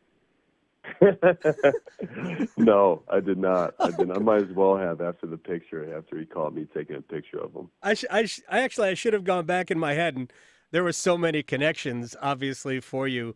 Look, I thought Kyrie, I want to move off this, but there's been a lot of talk about Kyrie really growing as a leader this year. What did you see from him throughout the playoffs? Well, I just thought he was terrific. I mean, he's so talented, and there's a reason when I would come back to Duke, all the guys would tell me to guard Kyrie. Nobody else wanted to guard him. He's so talented. And just for him to be in a situation that's right for him and to have that, peace of mind where he can go be himself, go play, and I'm just really happy for him. And obviously, to go to the finals is a big accomplishment. Jon Scheyer is joining us here on the Adam Gold Show, Duke basketball coach. All right, I know there's a lot of things that I'm sure you processed after last season ended. How long did you take to kind of just clear your head, and then when you reflect back on year two, what are your thoughts? Well, when you look at it from a distance, right, you get time, you digest the things that are really good, and then you also digest the hurt and the feeling that I was describing that Jason probably had of being in the Eastern Conference Finals and losing in Game 7 or losing in the finals. It's no different than what I've experienced in my team. It's a heartbreaking feeling. You feel angry, pissed, and motivated to take it a step further and to continue to improve. And so for me, I've gone through a whole off season of evaluating our program, where it's at, what we need to improve on. The positives. 27 wins is a good thing. Elite 8, you're in a position to go to a Final Four. It's a good thing. But I also know we can do we have a lot more in us, and we have a group that I'm really excited about. So you go through a lot now in college basketball in the month of April, in the month of May, putting together a team. So the fact that we're in a position we have our team, and it's a chance to get to work, I'm as hungry and as excited as I've ever been as a coach to get going.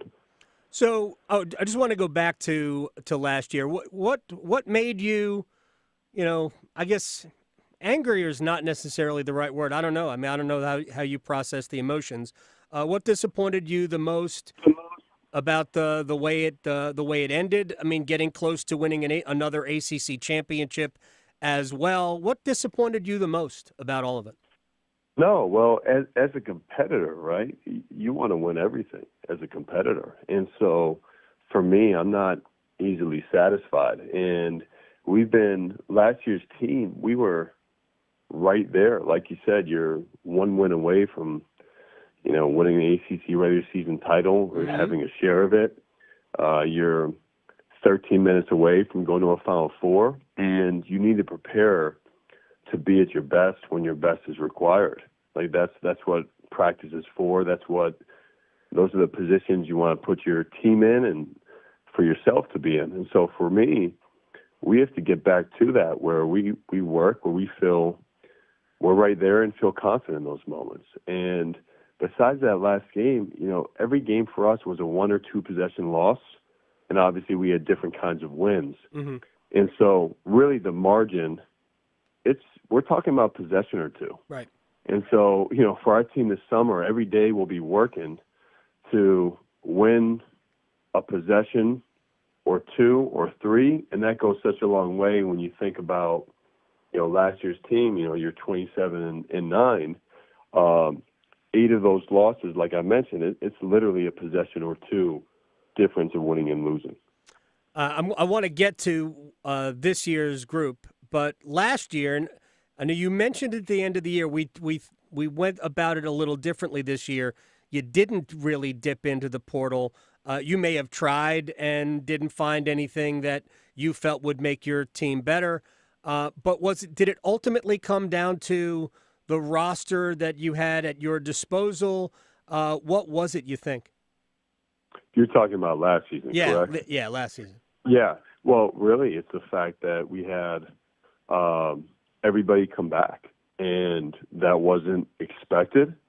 And so, look, we had 12 players on scholarship. Right. And so for us, it was we were ready to go with our group. And this year was very different in the fact that, one, we have some really special players coming in, and then 2, who potentially could be coming back. And looking at what we needed, fit is a big word for me. Right. Like this was about fit. This was about complementing players to each other. This is about a style and system that we wanted to play. I think you can tell we've gone bigger. Mm-hmm. I think the versatility that we have, the switchability on defense, Mm-hmm. And really being able to still play faster. We can play more of a, if you're playing a team that's more of a slower game, we can play in that too with the physicality and size. And so the fit to me is really what this spring has been about. And I know you asked me about last year, Adam, but my mind's on this year, man. My mind's on getting going for this year.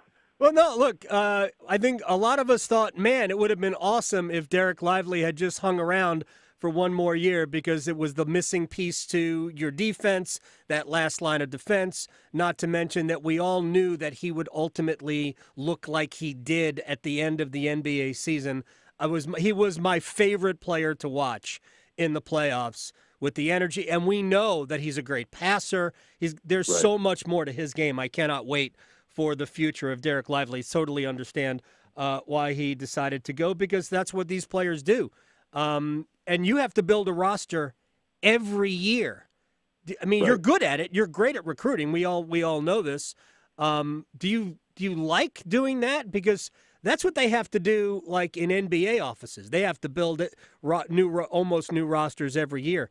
This is to an extreme level now. It is. No, it is extreme, but you look, the benefit of being a college coach versus being a professional coach is you have control over your team. And, well, again, not complete control because you need guys to believe and want to say yes to come into your program, but you are putting your GM hat on. And that's something as young as I can remember. I would put together rosters of college teams when I was 9, 10 years old. I have old binders and folders of it. So I've always had a passion for it. The actual work that goes into it, it's a lot. Like, it's a lot when you have 2 players returning and you need to put together a team of, we had 12, we have 10 new guys.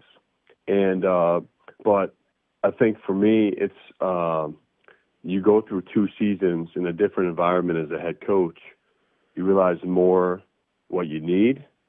You realize more how to complement some of your best players, but also how to put together a team. And then whoever earns it, then great, let's go with it. I don't have any preconceived notions where we're definitely going to start one group or playing time. I think we have, some really good players that different guys can carve out different roles.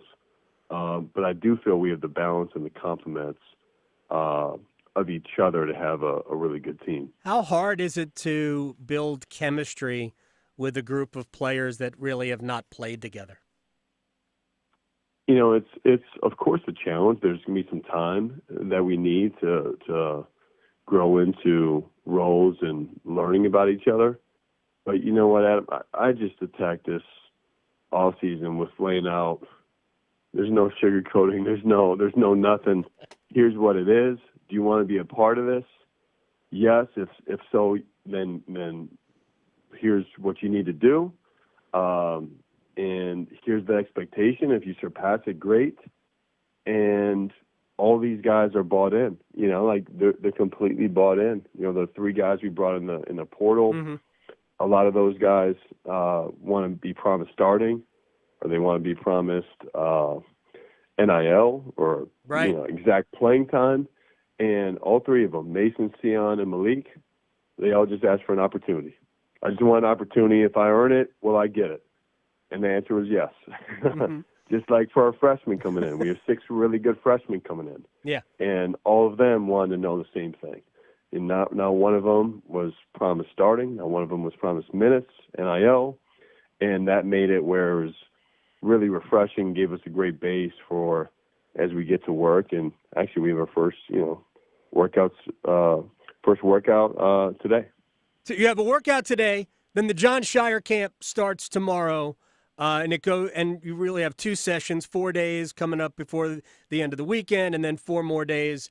And then what? Do you go back? I assume you're doing all of this, team preparation during the Scheyer camp as well. So tell me what the rest of your summer is like. I have a couple of other questions, and then we'll let you go. Yeah, it's double duty. It's all about our team, and it's all about camp at the same time. And I'm lucky to have amazing coaches and a great staff that can help with camp. And I like to be hands-on. I like to be in the mix and, watching games and stations and all that. But obviously it's going to be about our team the rest of the summer, getting to know the team, getting our base defense, getting our base offense, and really just preparing for the year. By the way, my son will be at camp. He had a great time, and I watched your end of camp speech last year. You are a natural at that, Jon Scheyer. You look very comfortable in front of crowds. I think that is a unique quality to have. All right, so I want to go back. When you recruited Jason Tatum, you saw him as a 15-year-old. What did you see in him, and how early can you identify kids who can not only play at a high level but compete at a high level when all the players around them are also great, and whether or not they can be great teammates? Because that's when you're bringing in so many great players. How do you identify that? Well, what you're talking about, I think it's constantly evolving with how you evaluate players and how you evaluate the right guy for Duke. I think that's something that I've spent a lot of time with the staff continuing to look at and think about. And, we're doing some things to try to create a formula, although it's not an exact science. And I think in Jason's case, you think about the combination of skill and feel with his athletic traits and size. It jumps off the page at you, right? I remember the first time watching him play, he literally took the ball coast to coast, might have gone behind his back, and lays the ball in above the rim, and it's like, all right, whoever this kid is, he belongs at Duke. I've seen enough after that sequence. He's 15. All right, yeah, and his mom's yelling at him from the stands to rebound harder, and his dad's coaching him and yelling at him like he's been coached in a tough way. It just checked the boxes. But same thing with I pride myself on that, Adam, and I've learned from a great one in Coach K, and you got to follow your instincts. Mm-hmm. And you may think in retrospect that was an easy decision, but in real time to identify the difference of not just the talent, but also the character and the makeup, I think that's the most important part. All right, final question. And this is a bigger picture deal, and I just want your thoughts on where we are going in college athletics. I'm a fan of NIL. I actually think the athletes, whether they should be or shouldn't be, they kind of really are employees of the university. But everything is changing. Conference affiliation is changing. What are your thoughts on where college athletics is headed?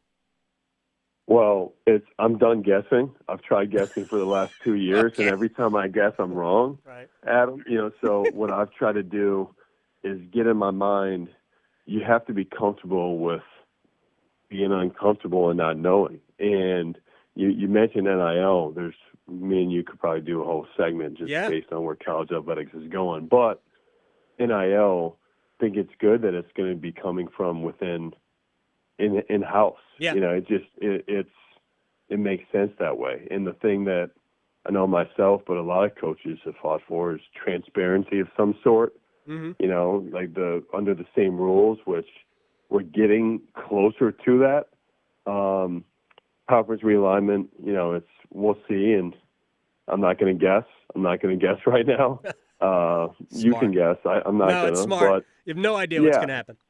Yeah, and I think it's okay to say that. And the things that we can control are making our game better. I'm still focused on the rules of our game. I think, playing quarters, and advancing the ball and playing as much as we can help our guys with playing like the NBA. Mm-hmm. 24-second shot clock is a no-brainer to me. We're only if you go overseas as a kid or our USA basketball, Pat Gongba just played in the USA U18s. They're playing 24-second shot clock. He's coming to Duke. He's playing a 30-second shot clock. So that's where I'm going to invest my time and energy, how to help our game and how to help our these student athletes as they're coming up, whether it be NIL related, whether it be rules related, development. That's where my energy goes into. All right, I appreciate your time. Are you're a baseball fan? You're a Cubs guy, like you're. I'm a Cubs guy. Yeah, we're struggling, but look, Craig Counsell, he'll do a great job, and we just have to stay the course here. But right. we're struggling right now. All right. Well, good luck to the rest of for the rest of the summer for the Cubs. I'm a Mets fan. We're on a roll right now. Somehow Grimace has something to do with it, and I don't really know. But that's fine. Jon Scheyer, I appreciate your time, my friend. I'll talk to you very soon. Have a great summer, and I'll be watching your speech on Sunday. Beautiful. See you then. The Mets have won 7 in a row. Yes. Apparently since Grimace. Right. From the McDonald's Grimace. Yes. Threw out the first pitch at a game. I have no idea why Grimace threw out a first pitch. Are we going to call them the McMets now if they keep it going? They should. They've won 7 in a row. There are only 2 games under 500. Wow. I think when was the game in London? I watched the game that they beat Philadelphia. Right. Yes. I think that was last. Was that when it that all was last started? Sunday. Yeah. I think it might have been. I have no idea. I do remember that game. I had no idea John is a Cubs fan too. Yeah, I think that's a prerequisite to being the head coach at Duke. Maybe. I had no idea. I remember we can sulk together. I made one comment about the Cubs to Mike Krzyzewski. Goes back a while ago. I talked about the pitching staff, and he goes, "Yeah, but I don't trust Victor Zambrano." I'm like, what? Okay, that's fine. He wasn't wrong. Yeah. He wasn't wrong. Zambrano, for all his talent, couldn't stay healthy. Well, the Cubs can't get a closer, so we're just in a situation. There's a lot of teams. The Mets have a bad closer. Actually, he might be hurt again. I don't even know. All right, we'll take a break. We'll come back. We have bets to place and limbering up to do, and maybe I'll stay on topic. I can't guarantee that. Next. Going beyond the box scores. Adam Gold on the North Carolina Sports Network. Did you know Medicare fraud is costing us $68 billion a year? The NC Department of Insurance Senior Medical Patrol Program's goal is to reduce Medicare fraud, waste, and abuse. If you suspect any billing or Medicare fraud issues, we're here to help. Contact SMP today at ncshIIP.com or call toll-free at 855-408-1212. Project supported by grants from the Administration for Community Living. Contents do not necessarily represent official views of, nor an endorsement by ACL, HHS, or the U.S. government. Trust ACT Construction Equipment and Avant Articulated Loaders for the right equipment to help get your work done. Avant makes the most multifunctional loaders in the world. Whether you're a landscaping pro or homeowner serious about property maintenance, you need an Avant loader. ACT Construction Equipment is your authorized Avant dealer for sales, service, part, and rentals. Visit one of our 7 locations or actce.com for more details about Avant Articulated Loaders. ACT Construction Equipment, always the right equipment for the job. It's the first day of the first grade, and she found a new best friend. It's a laid-back Sunday afternoon, you wish would never end. The homemade taste of Bluebell, and good friends gathered round. The good old days are being made right now. Bluebell has a great sense of timing, like bringing out Southern Blackberry Cobbler ice cream in time for summer. Rich ice cream with luscious blackberry flavor combined with flaky pie crust pieces and a blackberry swirl. The perfect summertime treat. The good old days are being made right now. The good old days are being made right now. Look for Bluebell ice cream at your local grocer and pick up your favorite flavor today. Elder Abuse Awareness Day is in June, and scams and fraud that target older adults is one of the worst forms of abuse. Learn how to identify, prevent, and report scams with the AARP Fraud Watch Minutes, available for you to view on YouTube. Search AARP North Carolina Minute and look for the AARP North Carolina Fraud Watch Minutes on YouTube. Learn more about this topic and others each week on AARP Without Limits. You can find the latest episodes of AARP Without Limits wherever you listen to your podcasts. You don't need a 4-year degree to have a rewarding career that makes a difference in people's lives every day. As a public power line worker, you'll build and maintain a locally owned and operated electric system to keep the lights on in your community. 4 months in a community college program provides the training you need to begin your career as an apprentice line worker in public power. And being a local government employee in North Carolina comes with excellent benefits. To learn more about line worker and other public power careers, visit electricities.com. From the mountains to the coast, there is tremendous pride in North Carolina agriculture. NC Forever Farms is a program recognizing family farms that are protecting precious working lands vital to the future of agriculture. Through permanent agricultural conservation easements, these NC Forever Farms will always be protected from development. Learn more about preserving family farms through the Farmland Preservation Division of the North Carolina Department of Agriculture and Consumer Services by visiting ncadfp.org. When you want to start something new, you don't have to do it alone. Whether you're a first-time student or returning to college, CFNC is right there with you. From deadlines to financial planning to completing your FAFSA, CFNC helps students of all ages in North Carolina stay on track and navigate the college process. Create an account today at cfnc.org and start your something new. This is Adam Gold. It was crazy, too. After the first period, the shots on goal, the Maple Leafs goalie didn't even have to do anything most of the game. Yeah, Joseph Wall was bored. Yes. In the first period. He was period. knitting a sweater at one point. I mean, lovely. A lovely sweater. He was making syrup. I mean, it was weird. The Adam Gold Show.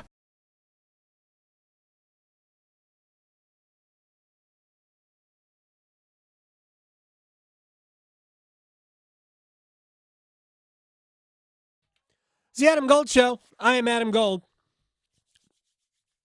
We're going to stretch in a second. We will place bets right after that. Next hour, Darren Gant, Panthers.com. We'll ask the old guy. He has a great piece up on Panthers.com, kind of behind the scenes during draft night.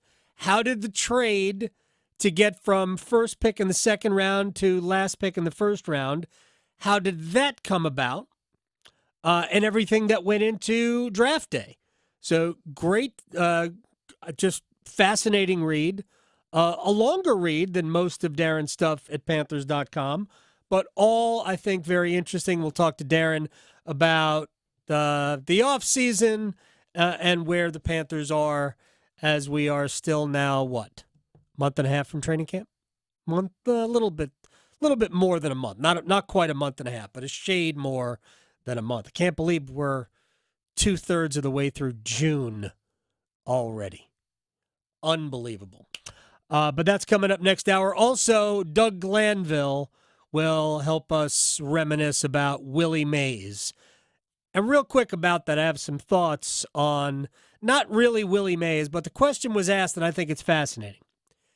And believe it or not, there's a similar conversation that we had before about Bryson DeChambeau and making the U.S. Olympic golf team. But with Willie Mays having passed yesterday at age 93, he was often referred to as the greatest living baseball player. So who would that fall to now? Who is the greatest living, you don't have to be active, ball player? Because Willie Mays was the greatest living ball player until yesterday, and he was 93. And it had been, 51 years since he last played. He retired after the 1973 season. So who is the greatest living baseball player? The reason I bring this up is because there are two ways of thinking about this. The first is taking away all of the stuff, all of the controversy. It is an automatic that the name is Barry Bonds. But I get that it's very hard for people who love the game to overlook the second half of Bonds' career where he clearly used performance-enhancing drugs. Duh. And it's hard to overlook that. I'm not saying that you should overlook it. I am legitimately torn by a lot of it. But let's just say, yes, Bonds is disqualified. The latter part, the records that he set, are disqualified because it was performance-enhancing drug aided. Let's, just for the sake of argument, agree on that. I do want to point out that for the first half of his career, Barry Bonds was still that guy. And it's convenient to forget that. So in the first 9 years of his career, not first 9 years, but the 9 peak years of his pre-steroid career, and to me, that means everything from 98 and earlier, because 98 was the Sosa-McGuire home run battle, clearly steroid-aided on both players' parts. And Bonds, who was the best player in the sport, is he's just rendered a footnote, and he's mad about that, so he says, I'll show you. And then he did roids, and then you saw where he took the numbers. He made the game stupid. But these were Bonds' numbers for a 9-year period. These are no jokes. He hit .305 for 9 years, from 90 to 1998. He hit .305. He had an OPS of 1,038. He averaged 36 home runs and 110 runs batted in every year, stole 36 bases, struck out 76 times a year. Every other game for a home run hitter? Right. Are you out of your mind? Yeah. And he walked 119 times. How do you compile those numbers and walk 120 times a year? He was the MVP 3 seasons. He was in the top 5 4 other seasons, and he won 8 Gold Gloves. He was Willie Mays. As close as we're going to get to Willie Mays, pre-steroid. That's my argument why the answer is Bonds. Okay. I went too long. Let's stretch.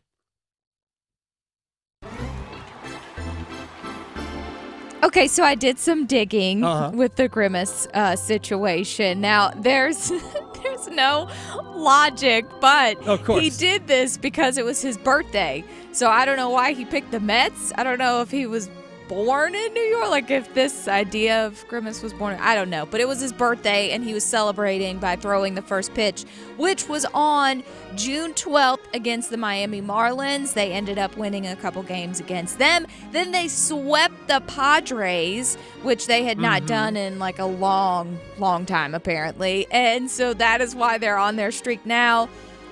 The Mets are just a game and a half back in the crowded National League of the wild card race. So their test is coming, however. They are hitting the road for the first time since he threw out the first pitch, and they're going up against the Texas Rangers.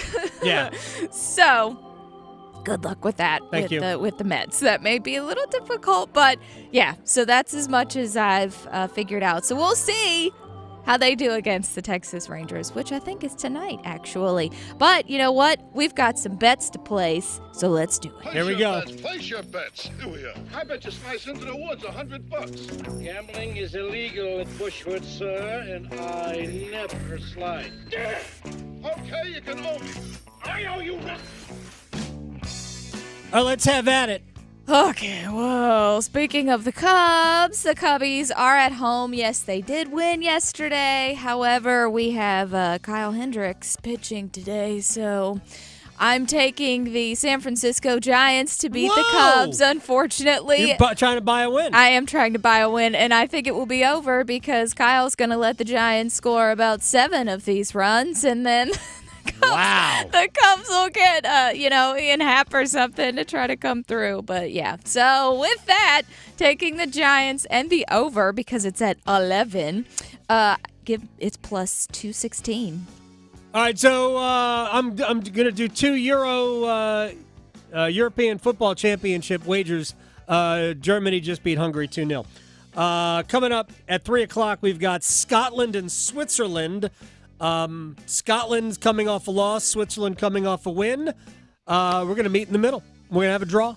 Plus 240. Love a Scotland, Switzerland, draw. Love a draw. There you go. Now, the Arizona Diamondbacks, they're getting hot. They're taking on the Washington Nationals. This is going to be, I think this will be a fun game, and I think it'll be a high-scoring game. So give me the Diamondbacks over 9.5. That's plus 175. Back to the Euros for tomorrow morning, where England is set to disappoint their fans in the group stage. They have a great chance to win all of this.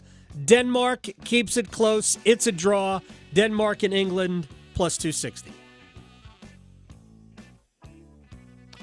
Oh, very good. All right, we have to run now. When we come back, by the way, next hour, Doug Glanville on Willie Mays and Darren Gant on the Panthers. Coming up next. Going beyond the box scores. Adam Gold on the North Carolina Sports Network. Hey, it's Adam Gold from my man, Coach Pete DeRuta, Capital Financial Advisory Group in Apex. Planning for retirement is not easy, so why not go to somebody who is an expert in the field, has more than 30 years in the arena, and is really recognized as one of the best that there is? Because you have to worry about inflation. You have to worry about your money staying ahead of taxes. You have to worry about, hey, when do I flip from just saving to saving for retirement? Coach Pete DeRuta can answer all of these questions. All you have to do is call 888-843-0013, 888-843-0013, or if you'd rather, text my name, Adam, to 600-700, and we are going to unlock a total customized retirement plan for you, a $1,000 value for somebody else. You get it for free if you call 888-843-0013 or text Adam to 600-700. Capital Financial Advisory Group in Apex. Call today. Houston, permission to detach boosters. Negative, Commander. You're off course for the moon. Sensors show something massive on board. Did you bring additional items? Only the new loaded scratch-offs. Those are loaded with $50, $100, $500, and $2,000 prizes. You're on a trajectory towards Mars. Nice. First person on Mars. Take that, billionaires. New loaded scratch-offs from the North Carolina Education Lottery. Massive amounts of prizes. Must be 18 to play. Approximate overall odds of winning range from 1 in 3.8 to 4.88. Problem gambling helpline 877-718-5543. If you see me stopped in the McDonald's drive-thru, just staring at the menu with my "what should I order" face, don't interrupt. It's the most important decision I'll make all day. Enjoy savings every day when you get a McDouble, McChicken, and other faves. Buy one, get one for $1. Plus, get any size Dr. Pepper for just $1.29.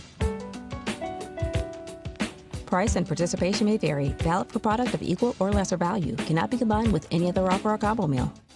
Thinking of popping the question? Diamonds Direct has an offer you can't miss. This month only, buy a natural diamond engagement ring of 1 carat plus and receive a free natural 1 carat diamond tennis bracelet valued at $2,000. Imagine giving her the ring of her dreams and her wedding gift all at once. No one provides education, selection, and value like Diamonds Direct. Your chance to get a free tennis bracelet from your friends at Diamonds Direct won't last long. Details at diamondsdirect.com. Remarkable change begins with daring to be different. Baby, I'm on a mission with Boost Mobile, putting the latest phones in the hands of more people.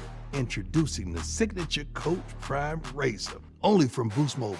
Rush to your nearest Boost Mobile retailer and get your signature Coach Prime Razor on us. Get after it. When you switch in with ID verification, select plans only. Offer valid 4/19/24 through 5/23/24. While supplies last. Taxes extra. New customers only. Must remain active and in good standing on the $60 a month plan for 6 months to receive all credits. Offer subject to change. Attention soccer fans. North Carolina FC invites you to be part of the excitement. Join us in our electrifying games with top-tier players, thrilling goals, and unforgettable moments. Experience the thrill of this beautiful game with North Carolina FC. Get your tickets now, NorthCarolinaFC.com.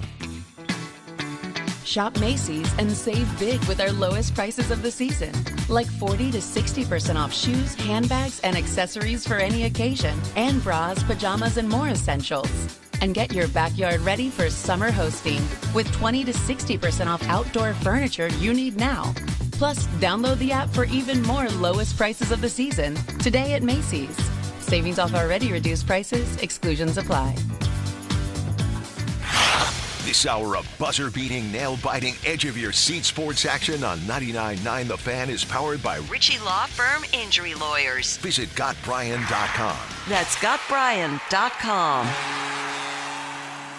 WCMC HD1 Holly Springs. Take us with you on radio, web, app, Alexa, and YouTube. 99.9 The Fan, the Triangle Sports leader. All I was focused on was myself. Every once in a while I could hear Rory and the Rory chants and what he was doing, so I knew what he did based on the roars. And that was actually kind of fun because it gave me the knowledge like what I had to do. And I just, every time I got over the ball, I said, just focus. You've done this before, you can do it again. In the back of my mind, my dad pushing me, pain was on the back of my mind as well, and I wanted to do it for them. More Bryson DeChambeau, who is unfortunately not on the U.S. Olympic golf team because just not high enough in the world rankings.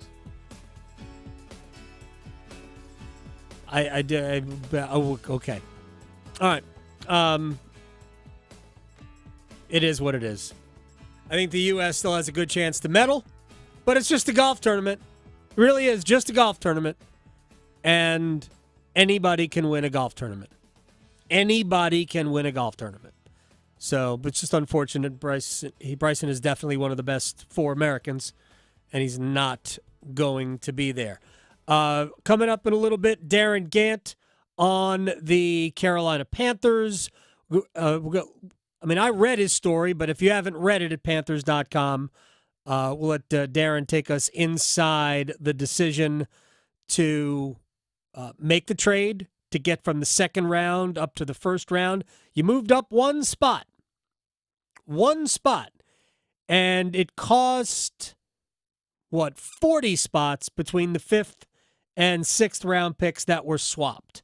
So you moved up one spot, and you allowed the Bills to move up 40 spots, essentially. But obviously there is greater value on where Carolina moved to as opposed to where they allowed Buffalo to jump in front of them.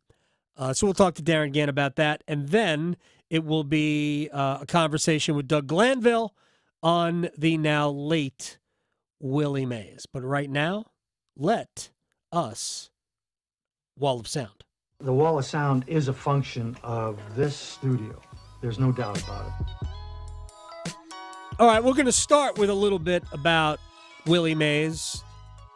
To me, the GOAT when it comes to Major League Baseball.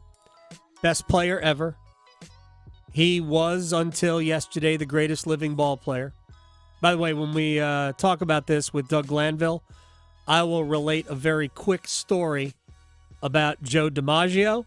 Oh, nice. Also one of the all-time greats. Yes. When there were some center fielders now that played in New York City back in the 30s, 40s, and 50s. Serious center field talent. Anyway, Bob Kendrick is the president of the National Negro League Museum in Kansas City, Missouri, on Mays, who began his professional career in the Negro Leagues and what he meant to them. So in some ways, he validated the other talent that was there in the Negro Leagues because he was just a baby when he played in the Negro Leagues. Mm-hmm. No one would have ever believed that if I'd have told you that the 17-year-old kid would be widely recognized as the greatest major leaguer of all time, by the time his career was over, you'd have looked at me cross-eyed and said, man, you're crazy. But that's exactly what happened. And that's how special the Negro Leagues were. And I know it's hard oftentimes for people to fully embrace just how much talent was in this league, but Willie was a part of that, and he held on to the fact that his roots began in the Negro Leagues. So even after he leaves the Negro Leagues, he still took those Negro League players with him because, guys, he was nurtured by those older players. I want to throw this in, and I'm sure this will come up in the conversation with Doug Glanville. Mays also played at a time where baseball was our national pastime, our national obsession, and players were godlike figures. Now, to kids today, they still are. Kids look up to professional athletes like superheroes. But when you go back to the 50s and early 60s, even to adults, baseball players were that. They were larger-than-life figures. And a lot of that has to do with why Willie is not even until yesterday, today is still viewed as the gold standard among players. Absolute gold standard. Here's Buster Olney of ESPN on the GOAT. I think he's the greatest player of all time. When you're talking about a combination of power and speed and defense and the ability to throw, hitting 52 homers in a season, an incredible catch in the 1954 World Series over the shoulder, and the amazing throw that followed it. I mean, he really was such a special player. Best player of all time. There's a reason why for the 50 years, a little bit more than 50 years, since Mays retired, there's a reason why we have been in search of the next Willie Mays, because we haven't found it yet. And we can do the mental exercise of who is that guy. But there isn't anybody that touches him. We can even look at numbers, and the numbers will prove to us that there's not anybody that can touch him. And Mike Trout has great numbers, but Trout doesn't get there. Mays stands absolutely on his own as the greatest ball player we've ever seen. To the Stanley Cup Finals. Darren Gant in about 10 minutes, by the way, on the Panthers and how the trade from 33rd to 32nd pick overall came to be. Arda Okal of the NHL on ESPN does a podcast with Greg Wyshynski. That's called The Drop. Also hosts a bunch of shows around the NHL. Does some game broadcasting as well on why the Oilers have suddenly come alive. The number one reason, the singular thing, if you're pointing to one thing, why the Oilers have come alive, they in this game and quite frankly last game as well, is their superstar who wears number 97, Connor McDavid. 4 points in game 4, 4 points again in game number 5, and he was an absolute dynamo in this game. When the team needed him the most, he showed up and he showed out. And he had one of his signature highlight reel go through the entire team like they're pylons on the ice and make the nice slip pass across the crease to a teammate to score. We've seen that time and time again from Connor McDavid, and he did it again when the stakes are at their highest. And he set the record for most points in a 2-game span in Stanley Cup final history with 8, which is absurd to think about. All of that is mostly true. The beginning of it isn't. I love how the narratives get written, but the truth of the matter is that McDavid was second to the party in games 4 and 5. It was other players that got them going first. And I am in no way Connor McDavid is the greatest player, honestly, the greatest player we have ever seen. Oh, yeah, for sure. Right? But Connor Brown scores the shorthanded goal to make it 1-0. Zach Hyman scores the next goal. That was a shot from Evan Bouchard that just hit him in the leg. Yeah.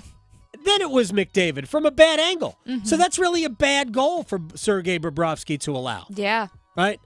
Bob hasn't been great the last 2 games, and it has kind of exposed the flaws in Florida's defense in that if Bob hasn't been great and they're not getting to the forecheck, which means they're allowing a lot of chances, then they're a little leaky. Yeah, Bob's right? immortal. It's crazy. Well, yeah, he bleeds. Yeah. Hey, this is the crazy thing. Had Florida closed the series out, let's just say they win last night, I firmly believe Sergei Bobrovsky would be named the Conn Smythe winner. Oh, yeah. But Alexander Barkov is the MVP. Mm-hmm. Or Evan Rodriguez. But truthfully, the Conn Smythe is a playoff award. Right. It's not a game. It's not a finals award. It's a playoff award. And I'm telling you that Alexander Barkov has been the best Florida Panther for start to finish. Mm-hmm. You remember Mika Zibanejad? Yeah, not really. Because Barkov put him in his back pocket. Yeah. And for the most part, they have been, until the last couple of games, they have been eliminating Connor McDavid from the equation. That's Barkov. It ain't Bobrovsky. So, and Bobrovsky was just good enough. Mm-hmm. He was just solid against the Rangers. Mm-hmm. He wasn't the best goalie. The best goalie was Shesterkin. Yeah, who just basically gave the Rangers a chance. So, anyway, I don't know what the point was of all of that, but I just got it out of my system. Well, hey, you weren't here for my pick yesterday, but I did pick Connor McDavid as a future for the Conn Smythe Plus Award. 700. Plus 700. Oh, my gosh. And my Oilers and over bet. I forgot that, too, when we were placing our bets. It would have panned out if I put real units on it. What are you doing? I know. By the way, I cleaned up at the U.S. Open. Ooh, did you? I had 4 winning tickets at the U.S. Yes. Open. Yeah, it was good for you. I know. All right. When we come back, Darren Gant, Panthers.com. We'll take you inside the draft room. Draft day, even. Next. Raleigh to Boone, Charlotte to Chapel Hill. Your Carolina is covered. Adam Gold on the North Carolina Sports Network.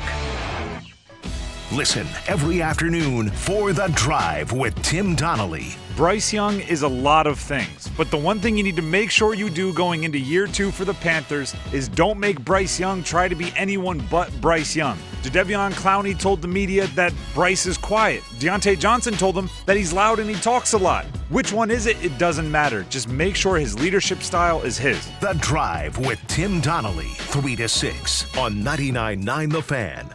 Hey, it's Adam Gold from my friend Gordon Miller, Miller Lending, Kildare Farm Road in Cary, with a reminder, if you want the best mortgage, you go to Miller Lending. You don't pay closing costs, you go to Miller Lending. You give yourself the freedom to refinance free of charge when the rates come down, you go to Miller Lending. This is the place to go to save yourself all the money you could possibly save when you buy a house, and I realize those two things are antithetical. And now we stop talking about mortgages and we start talking about saving something else, something way more important than money. We're talking about saving lives. Early detection for cancer is what Gordon is into right now. So we're going to take the last 20 seconds of this to remind men, go get yourself checked right now. Call your doctor. Make sure that you are okay. Gordon just defeated prostate cancer. We want you to have every opportunity to do the same. Early detection for men, women, breast cancer, same thing. Don't put it off. Get yourself checked now. Miller Lending wants you to be happy and healthy and live a long life. Miller Lending is an equal housing lender, NMLS ID 2502146. It's bow time.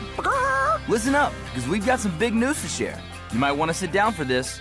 Bow Sauce is back at Bojangles. If you think you missed it, just imagine how our Supremes must have felt. Because there's no better sauce to pair with our crispy golden chicken Supremes. They're already boldly seasoned to perfection, but add Bow Sauce and you can taste a truly legendary combination that will make you want to yell, it's bow time. So don't wait, grab a Supreme and dip into some Bow Sauce. It's bow time. There's no time like bow time. Time to stop whatever you're doing to satisfy your craving for flavor with a Bojangles Chicken Supremes dinner. Choose a 3-piece or 4-piece Supremes dinner. Get your choice of fixin', a biscuit, and legendary iced tea. And don't forget the sauce for dipping, because Bow Sauce is back. That's right, Bow Sauce is back. Hungry for flavor and value and love the Bow Sauce? Then it's bow time.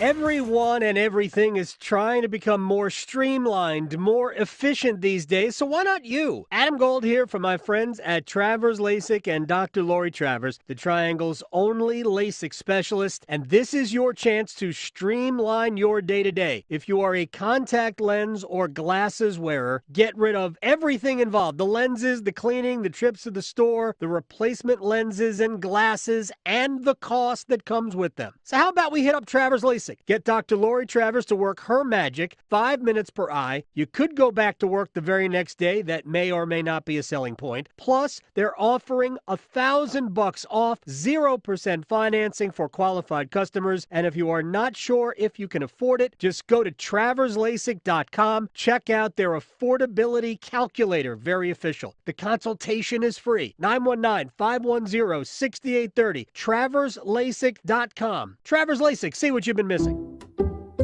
Some people just know the best rate for you is a rate based on you with Allstate. And look at you, hands perfectly placed on the wheel. Not like the driver to the right of you who's really going after that drum solo. Save with DriveWise in the Allstate app and only pay a rate based on you. Not available in every state, subject to terms and conditions. Rating factors and savings vary, and in some states your rate could increase with high-risk driving. Allstate Fire and Casualty Insurance Company and affiliates, Northbrook, Illinois. This is Adam Gold. There are people out there that just, you must draft a quarterback. Yeah, why you don't want a quarterback? Yeah, exactly. What is wrong with you? Oh, you don't want apple pie? Right. Come on. A la mode? No, maybe I like brownies, okay? I don't want it there. The temptation. Yeah, I don't need it. Because I can convince myself, apple's healthy. Right. The Adam Gold Show.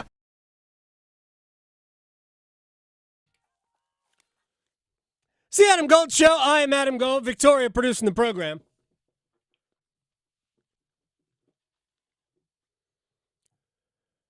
Carolina Panthers, I think, are done with all of their voluntary, involuntary, mandatory, not mandatory practices that really don't do anything because we don't have a game until September. But that doesn't mean you shouldn't be going to Panthers.com especially when you can get super inside info, dirt on the way the Panthers got from 33 to 32 in the draft. Panthers.com guru, maestro, the man himself, Darren Gant, joins us on the Adam Gold Show. I got to tell you, sir, that was super fascinating to read about how the Panthers got from 33 to 32. Well done. Yeah, I appreciate that. And this is a big week at Panthers.com. In addition to our behind-the-scenes draft story, which you alluded to, episode 2 of Blueprint, which gives you a nice 43-minute video complement to that that covers free agency and the draft. A lot of cool behind-the-scenes video with that. And, just a little tease for you. Possibly some announcements coming in the next couple of days that Panthers fans might be interested in. So I love those on Panthers.com. I love those for people who did not get a chance to go, and I know we have a bunch of things coming up that we want people to go. Certainly ask the old guy questions as well. What surprised you about that inside dirt that you were able to glean from conversations with Dan Morgan and others about how they got from 33 to 32? Well, I think the biggest thing to me was it's not as if they were locked in. Even, they really like Xavier Ligon. Sure. And it's taken me a really long time to get used to saying it that way. And it's just counterintuitive, and I don't know how long it'll take, but it's going to take more than a couple months. It was the receiver position in general, because when you saw the way that thing started breaking, I got the sense that the thing, they had talked to basically everybody from about, early to mid-20s through the end of the first round about, hey, we think we might want to get into this ballpark. And I think the one that may have surprised them a little was the Bills trading with the Chiefs the first time through. Mm-hmm. I mean, somebody beat you in the playoffs 3 out of the last 4 years. You don't think that's who you want to be trading with.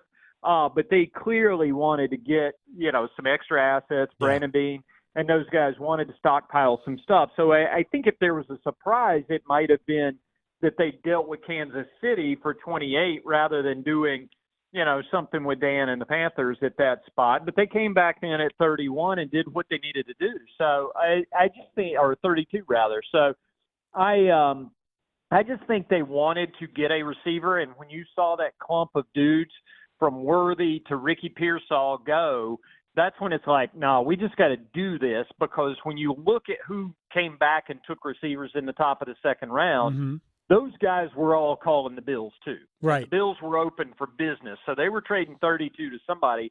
So that was the point at which Dan and Brant Hillis just kind of said, let's go do the thing. Darren Gant is joining us here on the Adam Gold Show. Here's what struck me, because, and you and I have had these conversations before, it's really, really hard, and Dan Morgan admitted this, to trade up in drafts and stay on track to rebuild a franchise. I get trading up in a draft to giving away either assets for later in the draft or futures. I get it, and it makes sense if you are getting a piece that puts you into a serious position to contend for a title. But where the Panthers are, who need so much, I found it surprising, to be honest, that they were discussing trading up with teams that were drafting in the 20s, like around 20. I thought, man, that seems counterintuitive to me, because we need so many more bodies.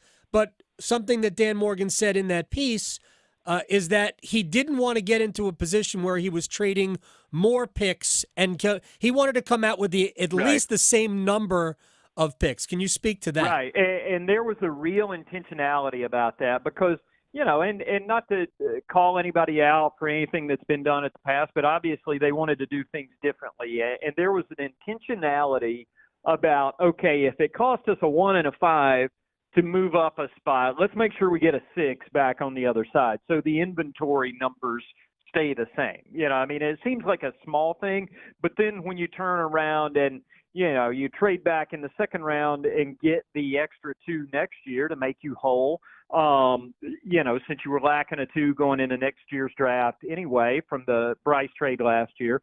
When you get the extra one there, then you're able to move up a couple spots and go get Jonathan Brooks. So, I just think throughout all those, they were really careful every time, and listening into those conversations is fascinating because I'm telling you, numbers just are flying at you fast. It's like, all right, 45 for 52, 155, 197, or whatever it happens to be. And it's like, yep, check, let's do that. And that's how quickly that some of those things come together. And so it's fascinating to watch, but they were absolutely careful because they wanted as many coming back as were going out. And that's a reaction in the last couple of years. I don't think, again, none of those deals individually, you can talk about deals not made like the Brian Burns, Rams deal from a couple of years ago that they didn't take.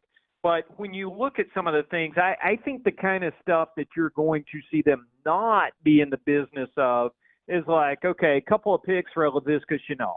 All right, and again, nothing against Laviska. I think he's still got the possibility, if he can stay healthy, to be an impact offensive player for somebody. And, I just don't think they want to be giving up picks at this point because they know they want to be busy in free agency a little bit the next year, this year or next year.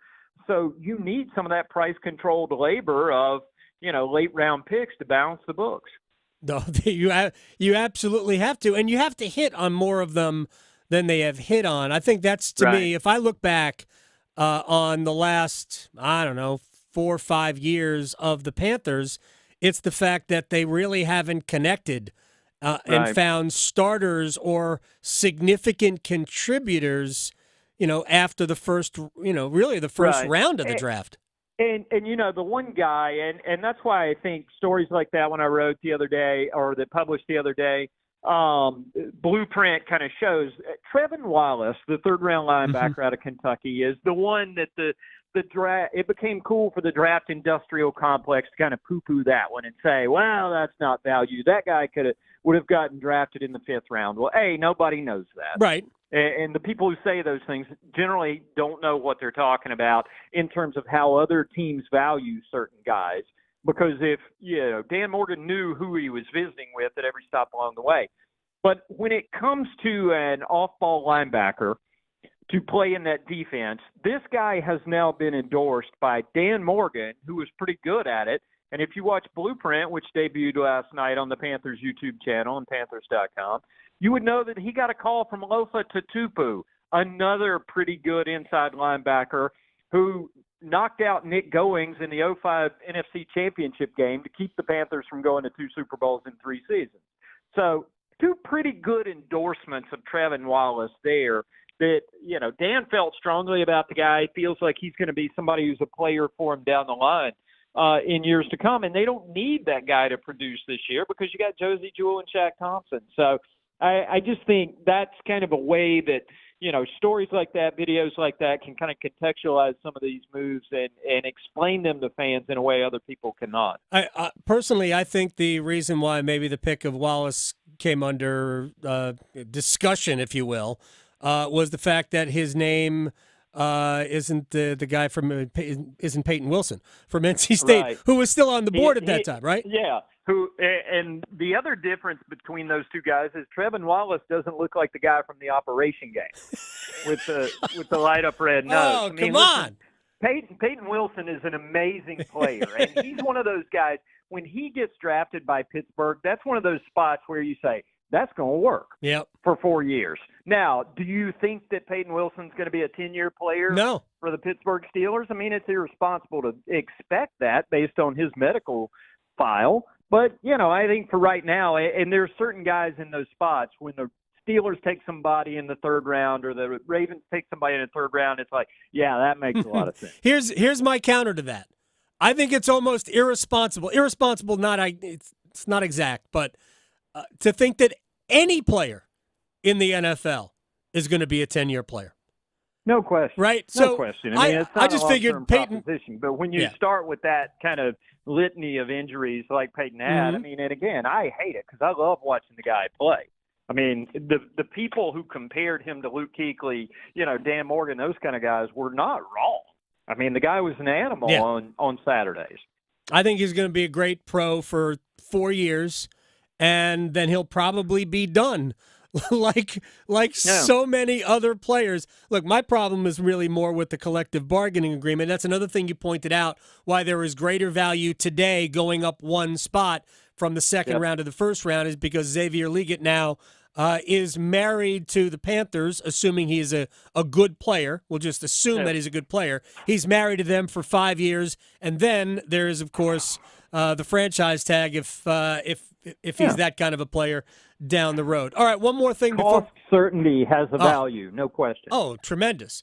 So let me get to one more thing before I let Darren Gann go. And real quick, how'd the bridge game go today?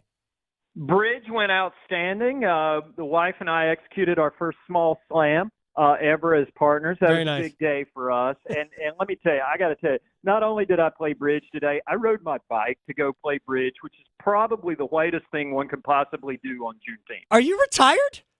That I didn't know about? Did we just call the villages?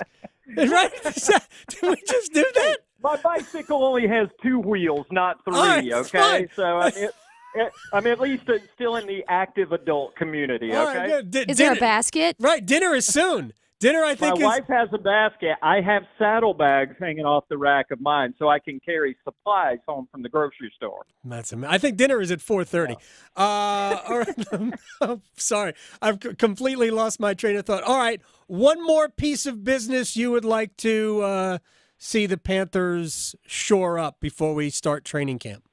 I don't know that there's necessarily. I mean, I know there's a lot of chatter about Stephon Gilmore. To me, that one still doesn't make all the sense in the world. He was a better fit for where they thought they were 3 years ago than he is this year. I just think he's a guy who still deserves to get paid at the top of the game, and I don't think they're in a position where that top of the game 34-year-old corner is the right fit. I mean, I think, obviously everybody's walking around with scars. So is J.C. Horn. Based on his injury history, and that's always going to be a thing until it's not. But if JC's able to play, then I think J.C. Horn, Dane Jackson, with a good, smart vet nickel in Troy Hill, is able to, that's all right. That's not a position that's screaming for. Now, again, if JC gets hurt early, as he's done a couple times in the past, obviously you're going to look back and say you'd wish you'd have done something like that. But I just think right now, because of the commitment they've made to J.C. Horn, they've already picked up his fifth-year option. They know, I mean, if that guy's on the field, he's really good at football. And I just think that that's probably not as much of a priority. To me, the position that is a, big flashing red light is pass rusher because, Jadeveon Clowney's out there. He's 31 years old, and he's really good at it. He's as close to a like for Brian Burns in terms of impact, even though they're different kinds of players. But so many uncertainties after that. Caleb Chasen didn't show up for voluntary work, so we've only seen him in uniform 2 days. DJ Wanham still hasn't gotten on the field because he had some complications coming off of surgery for an injury last year. DJ Johnson was in and out of off-season work. And it's just question mark after question mark at that position. And to be the kind of defense they want to be, to play that style, that guy's got to be a guy. They can get away with one of them being an edge setter and a run stopper, and DJ Johnson can do that. But they need somebody else on the other side. So if anything happens to Jadeveon, that's bad. Yeah. You're great. I appreciate your time, Darren Gann. We didn't even get to Euro 24. Who do you like? I have Portugal. I actually have a ticket on Portugal to win. Gambling on Euro 24 is next level. I'm not there because gambling's illegal at Bushwood, and I never slide. But I probably would have put a nickel down on Harry Kane and the boys bringing football home. Finally, I'm going to believe it until it happens. We're bringing it home. It's never been there. Other than that, we'll. Other than that, all right, man. I appreciate your time, Darren. We'll talk to you soon. Good time. See y'all soon. You got it. Darren Gann here on the Adam Gold Show. When we come back, Doug Glanville will join us, and we will talk about the late, greatest Willie Mays. Going beyond the box scores. Adam Gold on the North Carolina Sports Network. Hey, it's Adam Gold from my friends at FanDuel, America's #1 sportsbook. And even as the playoffs wind down in basketball and hockey, there's still stuff worth wagering on if you are so inclined. And FanDuel wants to give you incentive to just keep a little skin in the game. Open up the app and enjoy all summer long. And this summer, FanDuel is hooking up all customers with a boost or a bonus daily. That's right. There is something for everyone every day all summer long. Go to FanDuel.com/AGS, FanDuel.com/AGS, and start making the most out of your summer. FanDuel, official sports betting partner of Major League Baseball. Must be 21 or older and present in North Carolina. Opt-in required. Wager requirements apply. Bonuses awarded as non-withdrawable bonus bets or profit boost tokens. Restrictions apply, including bonus expiration. See terms and conditions at FanDuel.com/sportsbook. Gambling problem? Call 877-718-5543 or visit morethanagame.nc.gov. At North Carolina Farm Bureau Insurance, we like calling North Carolina home because being local matters. It's why in every county, we have agents whose hometown is your town. That means we're there when you need us most, with personal service you'd expect from a friend or neighbor. North Carolina Farm Bureau Insurance. Helping you is what we do best.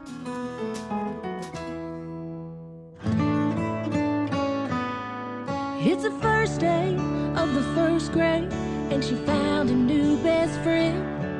It's a laid-back Sunday afternoon you wish would never end. The homemade taste of Bluebell and good friends gathered round.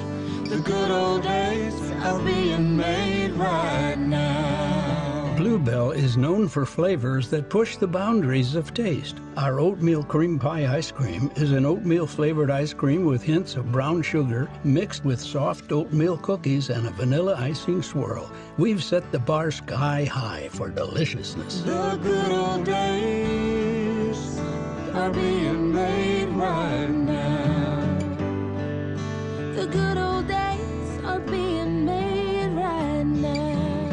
Look for Bluebell ice cream at your local grocer and pick up your favorite flavor today. Elder Abuse Awareness Day is in June, and scams and fraud that target older adults is one of the worst forms of abuse. Learn how to identify, prevent, and report scams with the AARP Fraud Watch Minutes, available for you to view on YouTube. Search AARP North Carolina Minute and look for the AARP North Carolina Fraud Watch Minutes on YouTube. Learn more about this topic and others each week on AARP Without Limits. You can find the latest episodes of AARP Without Limits wherever you listen to your podcasts. You don't need a 4-year degree to have a rewarding career that makes a difference in people's lives every day. As a public power line worker, you'll build and maintain a locally owned and operated electric system to keep the lights on in your community. 4 months in a community college program provides the training you need to begin your career as an apprentice line worker in public power. And being a local government employee in North Carolina comes with excellent benefits. To learn more about line worker and other public power careers, visit electricities.com. From the mountains to the coast, there is tremendous pride in North Carolina agriculture. NC Forever Farms is a program recognizing family farms that are protecting precious working lands vital to the future of agriculture. Through permanent agricultural conservation easements, these NC Forever Farms will always be protected from development. Learn more about preserving family farms through the Farmland Preservation Division of the North Carolina Department of Agriculture and Consumer Services by visiting ncadfp.org.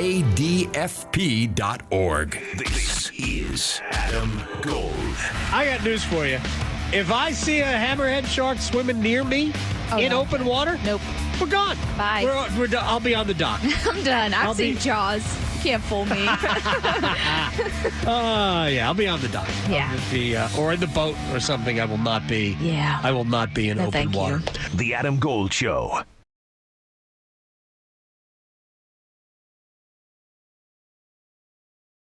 So the best way I could describe the impact that Willie Mays has had on baseball is that still, 75 years after his emergence, we're still trying to find the next Willie Mays. We've been doing this forever. That's how great Willie Mays was. Doug Glanville joins us. big leaguer for a decade now with ESPN, and I watched him in London, and I loved the broadcast against the Mets and the Phillies. Mets actually mixed in a win, which was always nice. How do you describe Willie Mays to people who ask, why is he still considered maybe the best player? Well, I mean, Willie Mays is baseball. I think he defines the game as when you talk about excellence, change, generational talent, transcending. I mean, he is all those things. And I think you go back to thinking of whether it's the Negro Leagues and him being a bridge, and one of the greatest bridges. You have Jackie, but you also have the generation of players that came after him, or at least years slowly behind him. And the thing that was so challenging about, say, Willie Mays and Ernie Banks and this period of time was that after Jackie sort of established certain things and the country started to move in that direction, there was a whole host of players that were not sure what to do next, right, in terms of black players coming through and being like, well, okay, Civil Rights Act has come through. Are we done? Is that all we need to do, or is there more? And Willie Mays was not necessarily vocal, but he was someone that really believed baseball to be an equalizer. Like, okay, if I perform well, and I'm an equal on the field, and he was surpassed, obviously, everyone. But at the bare minimum, you'll see more of my humanity, because we're doing the same job, and I'm competing, and I'm your teammate, and I'm excelling, and it shows that we all can do this. And, of course, no one could do it. That's the irony of it, that no one could do what Willie Mays did in so many facets of the game, right? Speed, defense, arm, power, average, on base. I mean, just mind-blowing numbers to go with it over such a long period of time.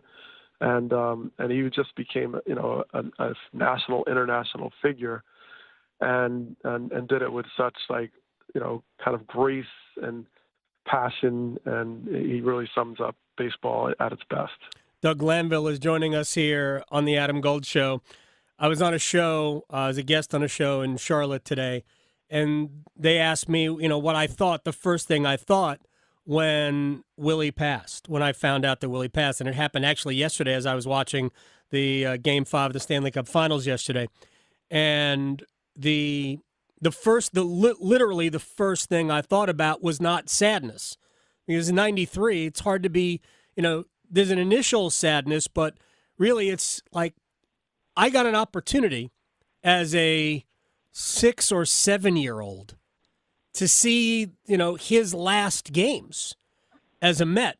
And he was obviously a shell of his former sense in every possible way. But he still found a way to make an impact, a positive impact on the game. And there was a grace about the way, even though he wasn't the same player, obviously, there was a grace about the way he went out, and the fact that he helped the Mets get to a nearly win in what would have been one of the great upsets in World Series history. They had a 3-2 lead on the A's, but he was a part of that.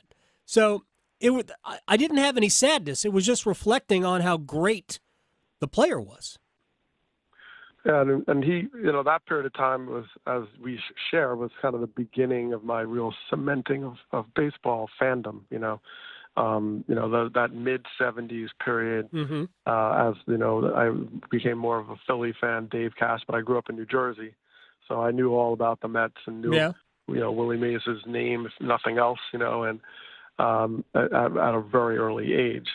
And I think you mentioned the timestamp when you look at his beginning, whether Negro Leagues, whether it's, Rickwood, wherever he seemed to be. Right. And it seemed like he played, by the way, everywhere.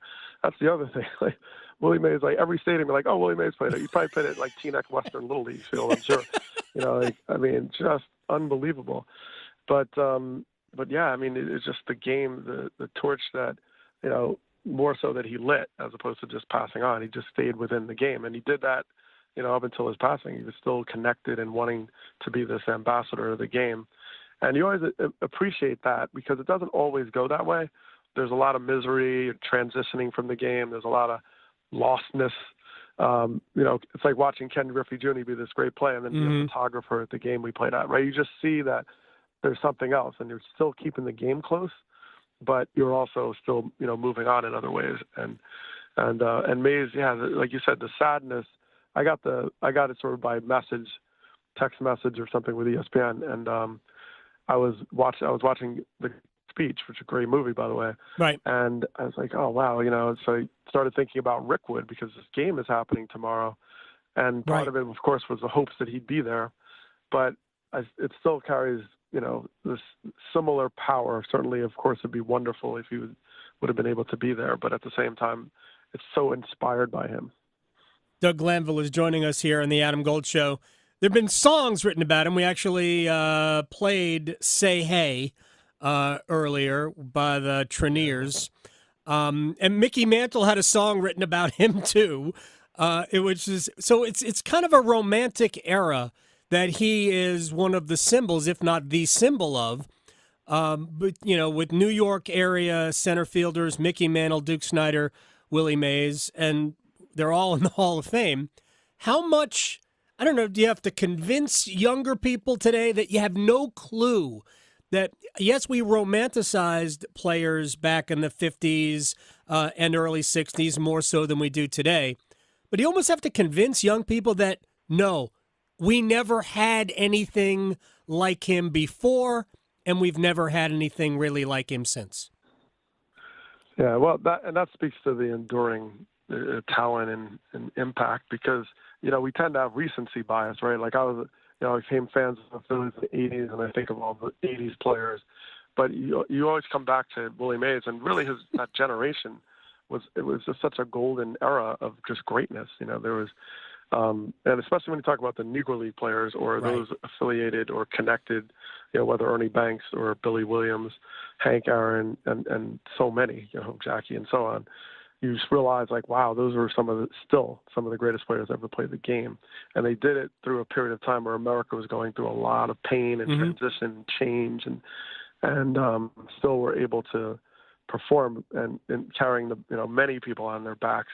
So there's also that factor, right? You can be great and put up numbers, so to speak, but when you're also carrying a people on your back in many regards who look to you to be this incredible ambassador, and you're still dealing with like housing covenants where you can't buy in a certain neighborhood and all these things that he went through, you realize that, wow, this is you talk about, quote, off the field distractions. How about like getting refused to buy a house, right? I mean, so there's incredible focus and on the craft, and it really was a craft the way he approached it. All right, final thing for Doug Glanville, and we'll let you go. Appreciate your time. And this, unfortunately, because it is sports radio, we have to do dumb things. So who is the greatest living ball player now? I have a story real quick about Joe DiMaggio. When Joe DiMaggio appeared at Cal Ripken's record-breaking consecutive games played games, because there was the tying game and the record breaker, I was at both. DiMaggio spoke, and as a prerequisite of DiMaggio coming, you had to introduce him as the greatest living ball player, and all I can think of was, wait, Willie Mays is still alive, right? Not to knock Joe DiMaggio, but so just that little story gets us into this. Who is now the greatest living ball player? That's a big pool. Let's see. I suggest, I understand it's controversial, I suggest the answer is Barry Bonds. And if we eliminate Bonds because of Balco, which I'm not arguing we shouldn't, but if we eliminate him, my selection was Rickey Henderson. Rickey, yeah, that's a good choice. Rickey's a good one.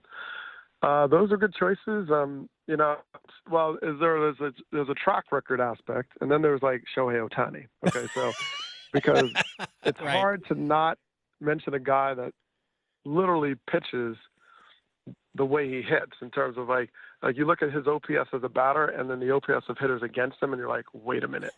He shuts down the greatest hitters, and he is the greatest hitters in that class. So, but he's hurt right now as a pitcher.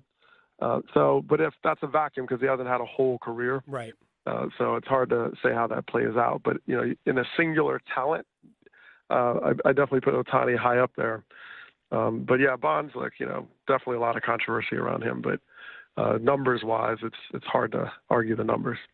Doug Glanville, I appreciate your time, my friend. I appreciate it so much. I thank you, as always. We'll talk again. Good luck to your Phillies, who are laying waste, even though they're not necessarily your Phillies anymore. But as you mentioned it, you are a Phillies fan, even though we grew up very close to one another, as I grew up in Montclair and you grew up in Teaneck, and I chose the Mets because it's birth. You can't. You are who you are. I thank you. We'll talk again. Exactly. Thanks, Adam. Talk to you soon, man. We're going to check in with Doug, I don't know, maybe even later in the week, certainly early next week, based on the game being played in Birmingham's Old Rickwood Stadium, which is where I believe where the Black Barons played in the Negro Leagues back in the 40s and 50s. But Willie was – they're rare beings like this who are that good. Like, in every sport, we have one of those guys. So right now, we are witness, if you are watching the Stanley Cup playoffs, we are witness to, no doubt, the greatest player we've ever seen. Absolutely. The combination of size and speed and skill and smarts. And even leadership, because he's a great leader, too. Look, I mean, not being there, it's hard to quantify that. Right. But I have no reason to question it. But just as an actual physical player, we've never seen anything like what Connor McDavid is. I mean, 6'4", 220, fastest guy in the league. I mean, puck on a string. Gets where he wants to go with the puck all the time. Doesn't matter how many players are around him. There's a great image of the goal that Corey Perry scored that Connor McDavid created. And there are 4 Panthers players surrounding him. Yes. Now, in all fairness, only 2 of those Panthers players really had the responsibility of stopping him. But there are times where you become mesmerized by what is going on.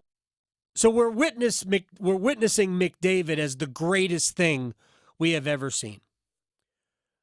Let's just because I don't care enough to argue about it, let's assume that Michael Jordan is the greatest thing we have ever seen in basketball. We haven't seen anything before him like him, and we haven't seen anything since like him. Right? That's Jordan. Tiger in golf. We've never seen anything like it before. We will never see anything like it after. Nobody like him. We talked last week and the week before about, well, Scotty Scheffler is this. He's creating a lot of the same conversations that we had about Tiger. Scotty versus the field. By the way, that didn't go well for Scotty. One in the field column. But even with all the dominance for Scotty, at his best, he really hasn't been close to what Tiger was at his best. Now, it was a great run, and maybe that run will continue for another, 5 years. But Tiger did it basically with just blips for 11 years, from 97 to 2008. It's 12 years, really. Tiger did it. And there were moments in 2004 where he wasn't the number one player in the world. And there was a moment in 2001 where it was David Duval. But it was always, well, it's just temporary. And everybody knew it, including, maybe not VJ, but including David Duval. Tiger and Duval were very good friends and still are. Anyway, Willie is that guy. Willie Mays is that guy. And it can't be lost. We have other great players in the game. And statistically, some can measure up. But I'm going to read Willie's best dozen years in baseball and there's really only one that statistically measures up. Here's Willie's best dozen years, and this is his first year he lost 2 years of his career to the Korean War. He went, just imagine for a second, Connor McDavid having to serve military duty for Canada in the beginning of his career. Right. Like, no athletes have to do this. No. Almost across the board in North America, well, definitely in North America, across the board, we're an all-voluntary fighting force. So, Mays, from 1954 through 1965, 12 years, in which he basically played every game. Missed no games. Here's Willie Mays' year in, year out statistics. He had .318. He had an OPS of .997. OPS is on-base percentage plus slugging percentage. It measures how well you get on base plus how many extra base hits you get. Home runs, doubles, triples. Anything over 900 is great. Anything approaching or exceeding 1,000 is Hall of Fame-ish.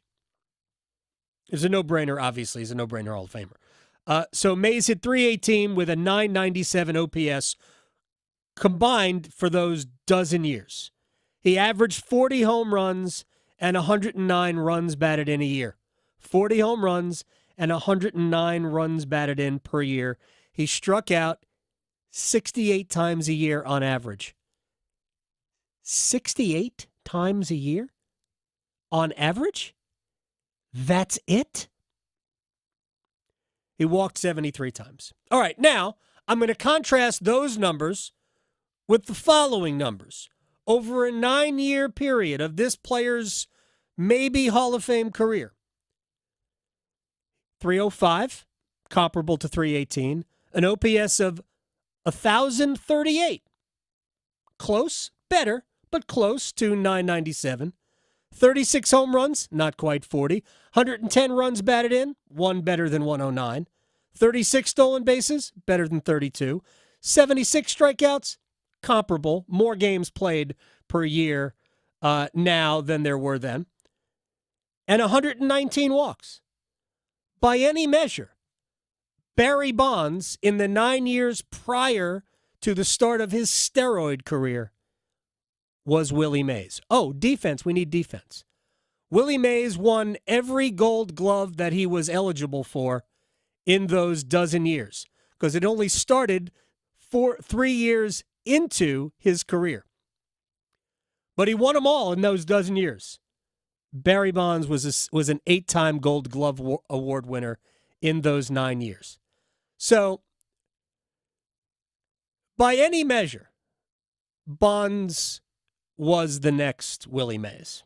Of course, he ruined it all by taking steroids, and we can't unsee that either. Victoria, thank you so much. It's nice to be back. We'll do it again tomorrow, shall we? This is the Treniers, baby. Serving it up hot and fresh every day. Adam Gold on the North Carolina Sports Network. If you love baseball as much as we do, play ball! Then you'll want to tune into 99.9 The Fan on Sunday nights this summer. This one way back to left. Forget about it. It's gone. Atlanta to Philly, St. Louis to L.A. Major League Baseball's best matchups will come to life. Ground ball diving stop at third by Turner from his knees. He throws on to first and gets him. Sunday Night Baseball on 99.9 The Fan is presented by Baker Roofing. Get bonus days to save during Window Nation's semi-annual sale now through June 30th. Get 50% off all windows along with no interest for 5 years, plus a bonus 10% savings when you schedule an estimate. If your inefficient windows are costing you too much for air conditioning, that's a big deal. Now during Window Nation's semi-annual sale, you can replace them and save a big deal too. Offer ends June 30th, so schedule your in-home estimate now. Call 866-90-NATION or visit windownation.com. If Heineken Silver was a 60-second radio ad, it'd tell you all the stuff you need to know.